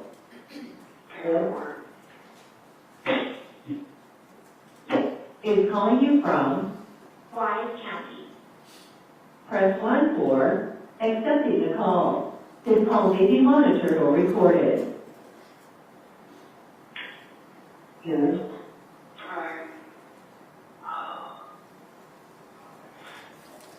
Hello? You okay? Not really. You want to tell me what happened? I pulled into this driveway and all that stuff. I was pulling forward and I was backing up, and then I hit the slow roll and This call may be monitored or recorded. Go ahead. then she was crying. I tried calming her down and it didn't work. And Okay. my thoughts were, oh my God, I'm gonna lose my job. Like everything sort of just. Okay. I know. You should have called the police, son. You should have called the police. I didn't know what to do, Mom. What does you had that burn and I know that's not well. No, please, okay? They're not gonna look at it that way. I know. Please, Paul, don't, be strong with this, okay? What? What did you do? What did you do? Did she die on her own? No. Oh my God. I know. I can't get her, like Kathy hasn't even tried calling me up here, like Yeah, she wanted to take the car. She wanted to have that car. yeah. Did you confide in her What? about this? Did you tell her? No. I mean, she was really freaking out about it. You have 3 minutes remaining on this call. Left in this call. So was it you guys who tried calling bail or whatever it was called? Yeah, How much was it? 1.5 million. Are you kidding me? Oh, no. No, they're bad. And let me tell you something, that the task force, the FBI was here. They ransacked the house. They ransacked your place back there. They threw me and Nicholas down on the floor, and they almost threw me down. They fucked up everything. And Karen, I just hope you didn't do nothing weird to that little girl. I did. I did. Okay. Okay. I didn't think you did.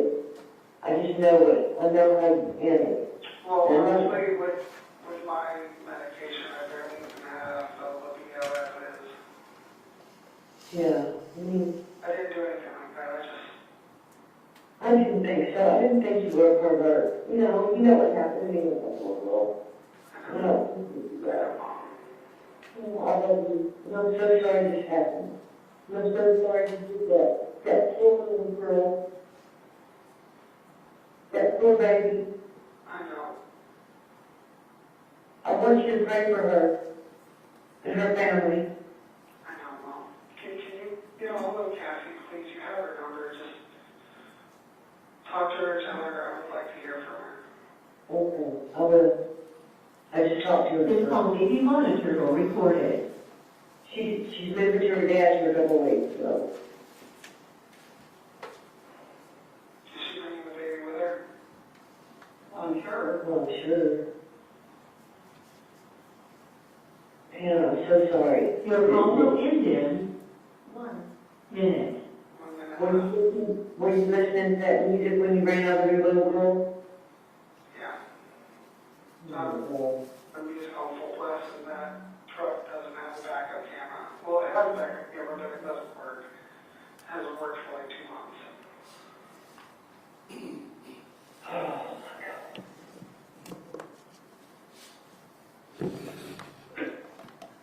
okay, what? I love you and I'm sorry this happened. Please pray for that lady and pray for their family. And you're in our prayers too, okay? Don't know how much gets out to, but Don't hurt yourself. Don't hurt yourself. tell Kathy I love her. Okay. We love you too. Give Chester all my love. All my fucking love, babe. Okay. Tanner, be strong, okay? I know. It's not the end of the world, okay?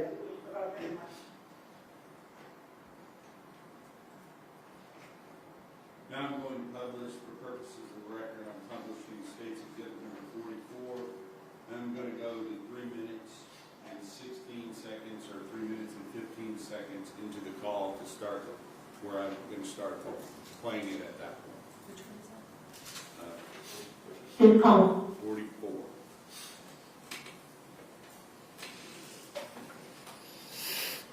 This call, maybe?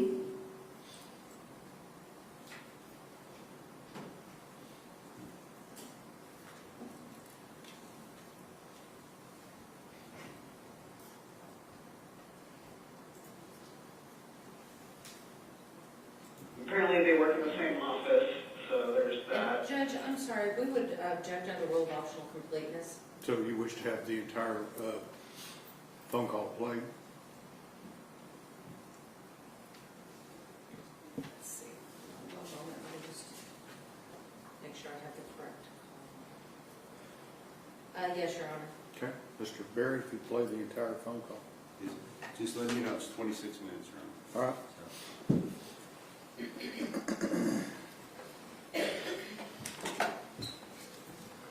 This call may be monitored.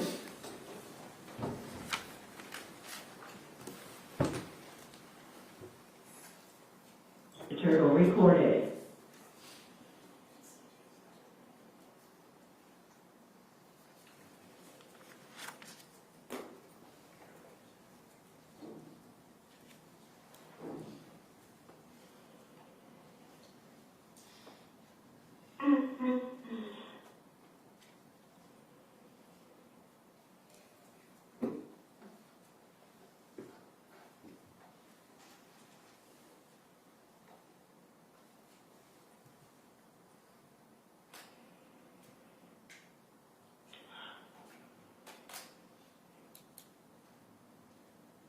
Ooh, watch your fingers. Ooh, think about smash your finger.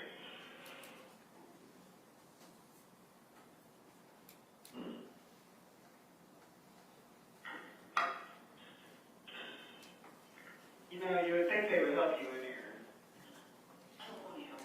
I want them to help you. I'm sitting here watching you struggle, and I can't just walk through the wall and help you get in here. I'm all right. I'm all right. I got out of the crazy room yesterday.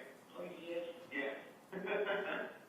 Now they have me in the less crazy room. I actually have a toilet. They're giving me reading material. They gave me, so they gave me a Bible, right? Then I forgot how, like, the dialogue is, and I'm just sitting here like, oh my gosh, like I have to take a break, like, I have to take breaks constantly while reading because the dialogue is like Shakespearean almost. Yeah. Is it in King James? No, it's, NIV? No, not NIV. I can read the NIV very well. It's ESV or some bullcrap. Yeah.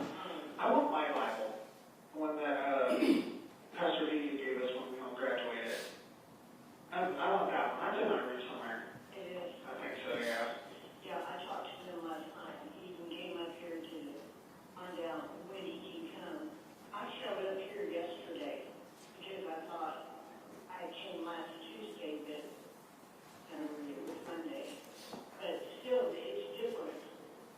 Now, I come on Wednesday, you come on Wednesday and Fridays. Huh. I'm guessing Mom's outside? No, she did home and she said, "Tay, she loves you very much." And she's just so upset. I know. A lot of people are. Yeah. I can imagine. So, I have two lawyers. One's name is Bill Ray. That's the one that looks like Steve. Yeah. And then another guy whose name is Steve. Really? He even told me yesterday when I met the other guy, and I was like, oh, that's cool. But yeah. Apparently they work in the same office, so there's that. You would not believe all the crazy letters I am receiving. Oh. We haven't seen nothing yet. I mean, it's world news. World news. Shit, I have to tell you, though, freaking, I'll talk to the first news station that can bail me the fuck out. I tempted to say that, but I kind of like a gut that would happen. Yeah. I don't know, this is $1 million item right now, I guess. I don't know. Doubtful, though. So, you have, why haven't you called? I put $50 on the book. Oh, because I don't have your number. You don't have. When they took my property, I don't have anything to write that down with. You're going to have to give that to them. Be like, hey, give this to Tanner. Please, for the love of God. Otherwise, I would have been calling you. I know. It's a very frustrating thing. And I just borrowed this pen from the lady at the desk. That we're not supposed to have them. But I said I need to take some notes. That's a dumb little pen, isn't it? Yeah. It works. It's dramatic. Okay. Have you talked to Cassie at all? No. You're never going to believe who sent me mail. So Nicole sent me a letter before Cassie does. Really? How do you think that makes me feel? I just want an update on my freaking son, man. Nobody can tell me anything. He's okay. He's doing just fine. Kathy or is he with? He's with Grandma. Of course. What do you think you paid for it? Because I had an ingrown hair the other day and like I started messing with it and they don't let me cut my fingernails, so it just kind of gets bad. Yeah.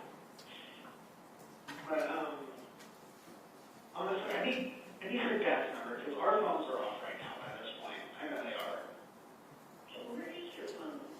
But the detectives, I can't even get any numbers off of it. Hey, that's okay. Otherwise, I would have been calling everybody. Jonathan, everybody.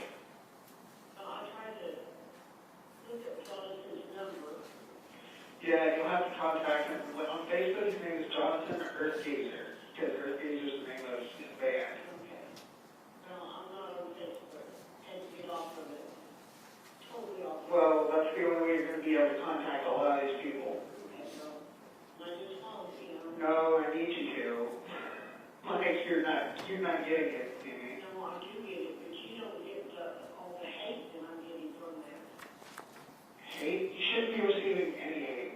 Oh, it's just... Well, we're not supposed to talk about it. We're not supposed to talk about the case. I want to know what they're saying on TV, because I guarantee they're always making it worse than it is. Oh, yeah. Well, it's coming out that, you didn't write it right. No. Are you kidding me? On my medication, I couldn't even get up for Kathy. I know that's a little bit too much information, but still. Like, see, all they know is that Athena Strand kidnapped her and killed her and dumped her body. And I mean, that's basically the story from like what everybody is saying. Like everybody here has no idea because of the TV. Yeah. You would think that I would have, like, people involved would have to sign waivers with shit like this, you know what I mean? Then again, these people are, they're monsters. They're terrible. They want their story. Yeah, that's all they want. That's why I'm kind of tempted to, like, right now, where they're like, hey, you guys bond me out and give me like $1 million extra? Yeah, I'll give you your story. Like asking the baby at a nice house, fix up the old house. You can do that with $1 million. Give little leftovers to the family, that whole thing, but can I not be? Dude, they have not. I haven't been on my medication in almost 2 weeks. I'm feeling emotion. I broke it down the other day because I know that Chester's going to be looking around during Christmas. All his family members are going to be around. His best friend in the world is going to fucking be there. You know he's a daddy's boy. Yeah. Well, keep him alive, and you're keeping him alive a little more with him. All I want for Christmas is just pictures of you guys. Your mom's working on that. So I've got it. We don't have very many good recent pictures. I can send you the pictures. My Facebook has pictures. You can just literally just screenshot it on a phone. Oh. Honestly, they celebrate their Christmas at their grandparents' house. They do all the presents and all that stuff the day before. So, go over there. I'm pretty sure they won't mind having you around. They really, you know how they feel about it. They love the shit out of you. And you know Chester will love you. Oh, yeah. Just give them pictures. I was going to be the one that didn't fuck up, baby. I was going to be the one that didn't fuck up. Well, if people know that because they know you don't have any kind of records. The people that know you know you're not that kind of person.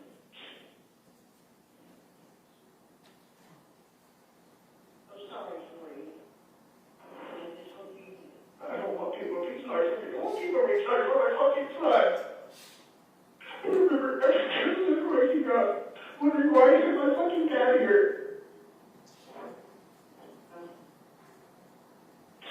Christmas is wondering my mom wasn't there, but, you know. Yeah. And, you know, I don't know if maybe we can eventually bring him. He's on my visitor list. But it has to be a prayer party, and that means it has to be Kathy, because I know for damn sure Carrie's not going to bring him up here. So it has to be Kathy. She won't even talk to anybody, apparently, so. Nicole is freaking giving me mail, and she's not. You know, I think they reached out to her, to ask questions about him, I think. Well, if it's the detectives, you know, if it's my attorney's office, that's the only person that she should talk to is my attorney, or somebody from my attorney's office. Like, that's the only person anybody should talk to, or my attorney. The Texas Rangers were asking about, and they were questioning this. And decline, because that sensitive information has to do with my attorney. So it's all recorded, and it says something that you were going with. Was he here a while ago? Yesterday. There was a bunch of people in here. I mean, the parking lot's full. It's all looking. Oh. But you need to write down Kathy's dad's number at least, because I know you have that. Yeah. So write that down when you try to give them the paper to put into my property, so I can have that number as well, so I can at least try. If I can at least try to contact Kathy and just give me an update, tell her how I feel. Okay. I know, it kind of got pushed the end. This end? Yeah. Oh. Yeah. Trust me, I wrote you guys a letter on using one of those. My hand hurts so bad afterwards. Like years of that guitar playing, playing drums, and playing video games came back all when I was writing with that little itty piece of crap pen. Oh, Yeah. But the people like, have you talked to Jerry at all? Jerry. Yeah. And you think he might be able to do something, but I doubt he would. Especially with how much Bill talks shit about me at the end. me too. I love Pablo, but man, that was vindictive and uncalled for. It's how he is. I mean, he was like that. His,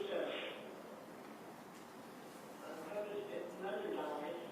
Yeah, Sammy. Yeah, that's all about that. And, Josh Sullivan. Yeah. Her son had received a letter from him. I think he wants to write me, because he's been there before. I've never been in jail like this before. So, like, some of the jailers get really annoyed with me, but others are just like, okay, you've never been here. Like, one jailer in particular, one of the sergeants, hates me. I spilled a drink one time, and she literally told me, whoa, better wrap it up. Like, he hates me, like, treats me like I'm not fucking human. But yeah, you need to write down her dad's number. So I can have that, so I can at least try to contact her. Like that, a lot of things will go a lot smoother as far as getting numbers and stuff like that when I can get a hold of Kathy, because Kathy knows how to get a hold of all the people I know. Like, I mean, okay, so I'll just tell her that. I mean, if I will text her, I'll call her first and see if she'll answer. well, just write down her dad's number. Okay, you know, I don't know that I have his number. Yeah, you do. You talked to him before. Huh? You talked to him on the phone. I know, but it was on Facebook. Then reactivate your Facebook just so you can message him. Please, for the love of God, this is... Hey. Sorry, I just want to talk to her. I understand. I just want to see my son. Kathy, the only chance I have of seen my son.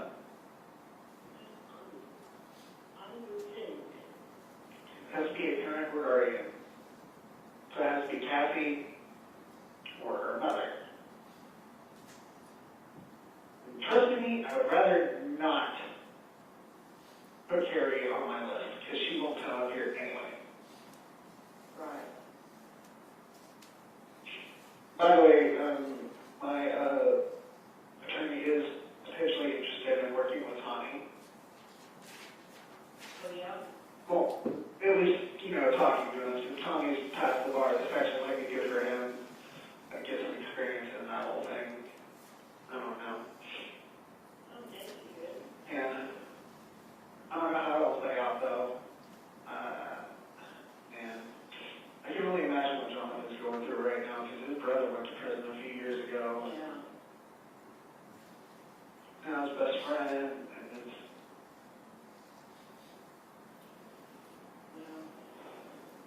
Maybe since you don't have, doesn't matter, what else doesn't matter. but,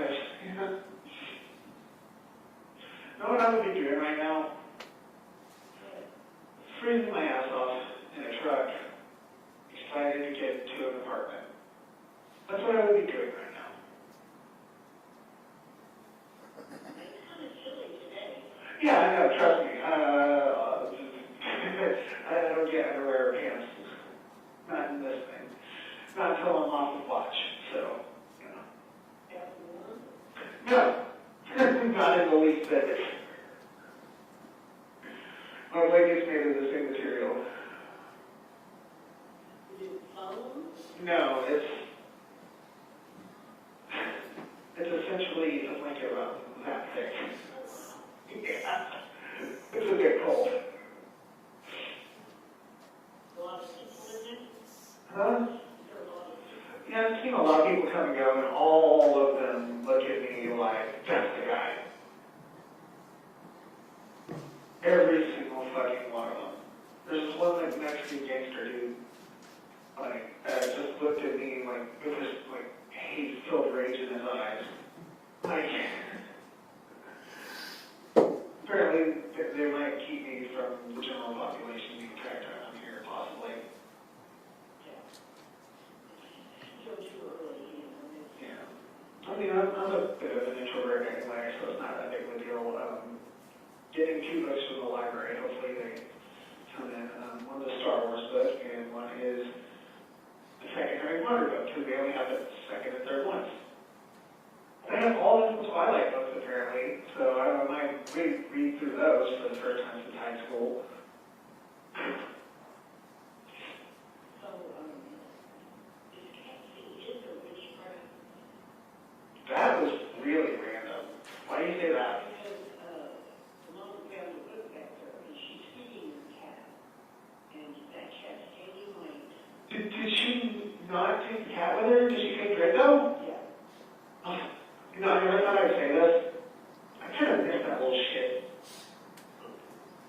I miss this stupid happy little face when I walk in the door like, oh my god, here, oh my god. Oh, we got rid of, George and Maya.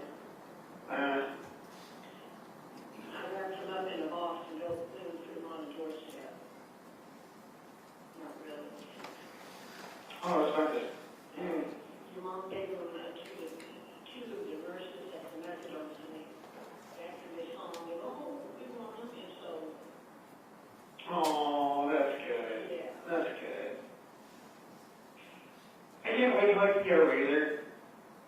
Just shave my face because, it looks terrible.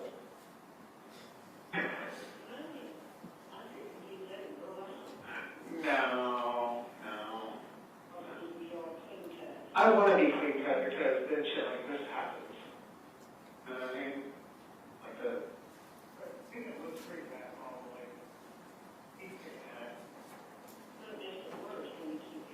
Yeah. I know. Well, I just want you to know that many people asking about you, they're concerned about you. Who?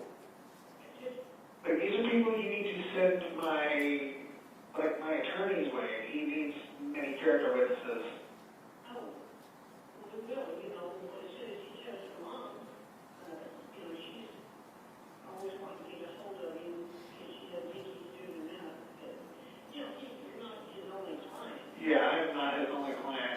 actually the most high-profile client. He's actually working his ass off right now, as far as I'm concerned.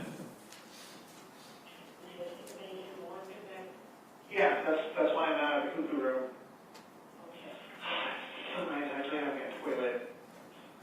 But hey, do not take toilets for granted. Do not. I even have a little water fountain.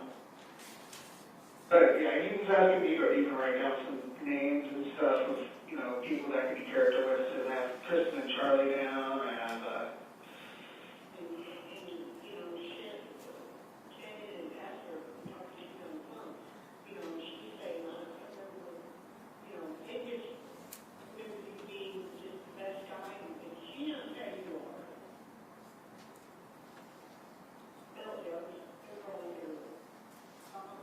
yeah, that's true.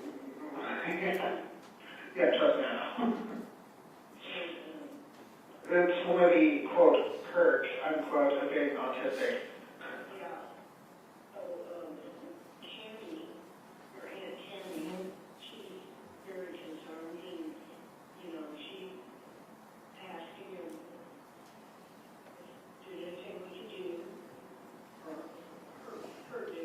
Well, unless she has $1.5 million in assets and $150,000 in cash, there's really not much she can do except pray for me.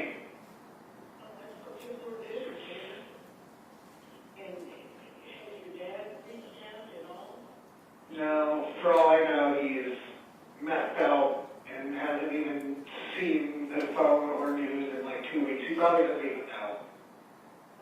I see him on Facebook. I see him on Messenger, not Facebook. I see all his pictures up there. You know where? Yeah. And I tried to call him, and it wasn't a good number, I guess. What do you mean try to call him?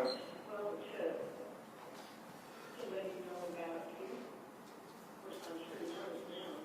I'm pretty sure everybody knows. This is definitely not a thing that's like, you know, like according to my attorney yesterday, this is literally like national news. Like it's not just like Texas news, it's national. Yeah, I always wanted to be famous, but not like this shit.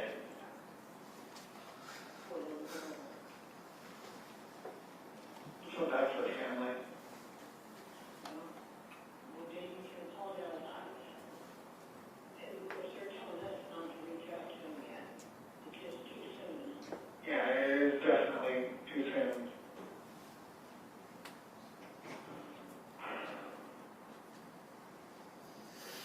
I miss my son. I missed my son before I got arrested. Yeah. But yeah, you need at least talk to Carrie and see how she's doing for me. I will. And really put some pictures off that she sent me, and because I asked her, I said, I want to send Hannah some pictures. Can you take pictures, you know, like you always do of him? And there's one cute one, and you'll see it. It's got a backpack on at the door. I don't know what he's doing, but he was so grown up. He's getting so big. Oh, I bet he is. And every single day I notice he looks more and more like your old dad. Yeah. Oh, it's going to kill Cassie. Just, when you can, please, just put your... Give them those numbers and tell them to put them in my property or my box so I can contact you guys, because, man, like, get lonely. I feel bad for every time that I always put off sending Mom a letter back, because I do. I mean, then again, I'm not even in a regular cell yet. I'm still on watch, so I was like the last week and a half I've been under like a surveillance type situation. You know what I mean? Once I get a regular room, I'll actually apparently have a little bit off of my last paycheck to buy stuff from commissary. Hopefully that'll come in. Hopefully my stuff will come out of the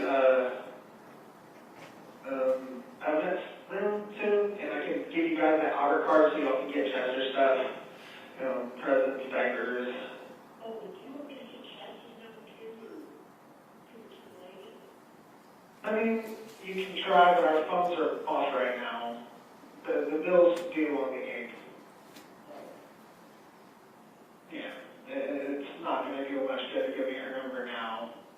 Getting her number right after I would have got it would have been wonderful, but yeah. Oh, you can probably get her dad's number from her mom. Yeah. And then when I call you guys, since you're transferring your numbers over to me, I'll be able to attempt to call. And if they don't answer, then I guess I get that. Yeah. I'll give our numbers to Randy, and I can call up for, some have a little question we ask them, call and ask them, when I do, we don't deliver messages, we don't take messages. No, I remember who that was. That's the lady that hates me. Like, they can take messages. That's the lady that hates me. So if it was for me, that's why. They are allowed to take messages. She just literally hates me. I even talked to the NHMR lady about it. She said, we'll try to put a stop to that. No, it's not professional. She's an older lady. Ironically, her last name is Collard. I tried collard greens for the first time I was here, by the way. Oh my God, it's so good. Yeah. To me, it just tasted like, oh man, I'm actually going to be able to poop and not string today. No. So it's supposed to be on finger foods according to NHMR, right? You know what they give me? Applesauce, biscuits and gravy. That was breakfast yesterday, okay? You know what I had to eat the applesauce with? They had to scoop with a biscuit. Yeah, I know. I'm just glad I'm getting some reading material from the library, because holy crap, I need to put my head in a good fantasy book. I mean, I need to get myself detached from reality a little bit. But, yeah, as for the books that Mom's asking about, I just need, like, one on, like, chakra meditation and stuff. That way, I can... It helps when I'm having, like, an anxiety attack. Because, being stuck in a box, you're going to end up getting a little bit of anxiety. If I start getting that anxiety, I'll, like, sit down, meditate, try to block everything out, relax, it helps. But sometimes I have a little bit of trouble staying focused on that. So that's why I kind of want some books on it. That way I can learn how to be a little more focused on it. And this is going to sound very, very childish, but they should have box sets of the Dragon Ball Z manga. Manga is basically Japanese comic book. But like they have sets like chapters 1, 2, and 3, and 3, 4, 5, stuff like that. That would be a lifesaver. Dragon Ball Z, not Dragon Ball, not Dragon Ball GT, not Dragon Ball Super, Dragon Ball Z. The Z is my all-time favorite.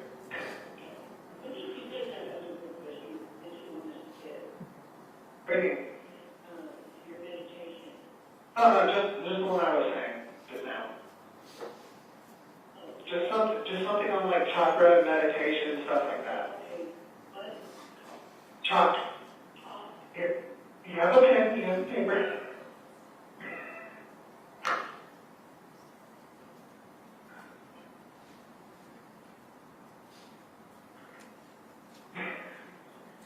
So like, shit, I forgot. CH. Have trouble? That's it. Let's take a short break. I need about 10 minutes, okay? Call you back in just a few minutes.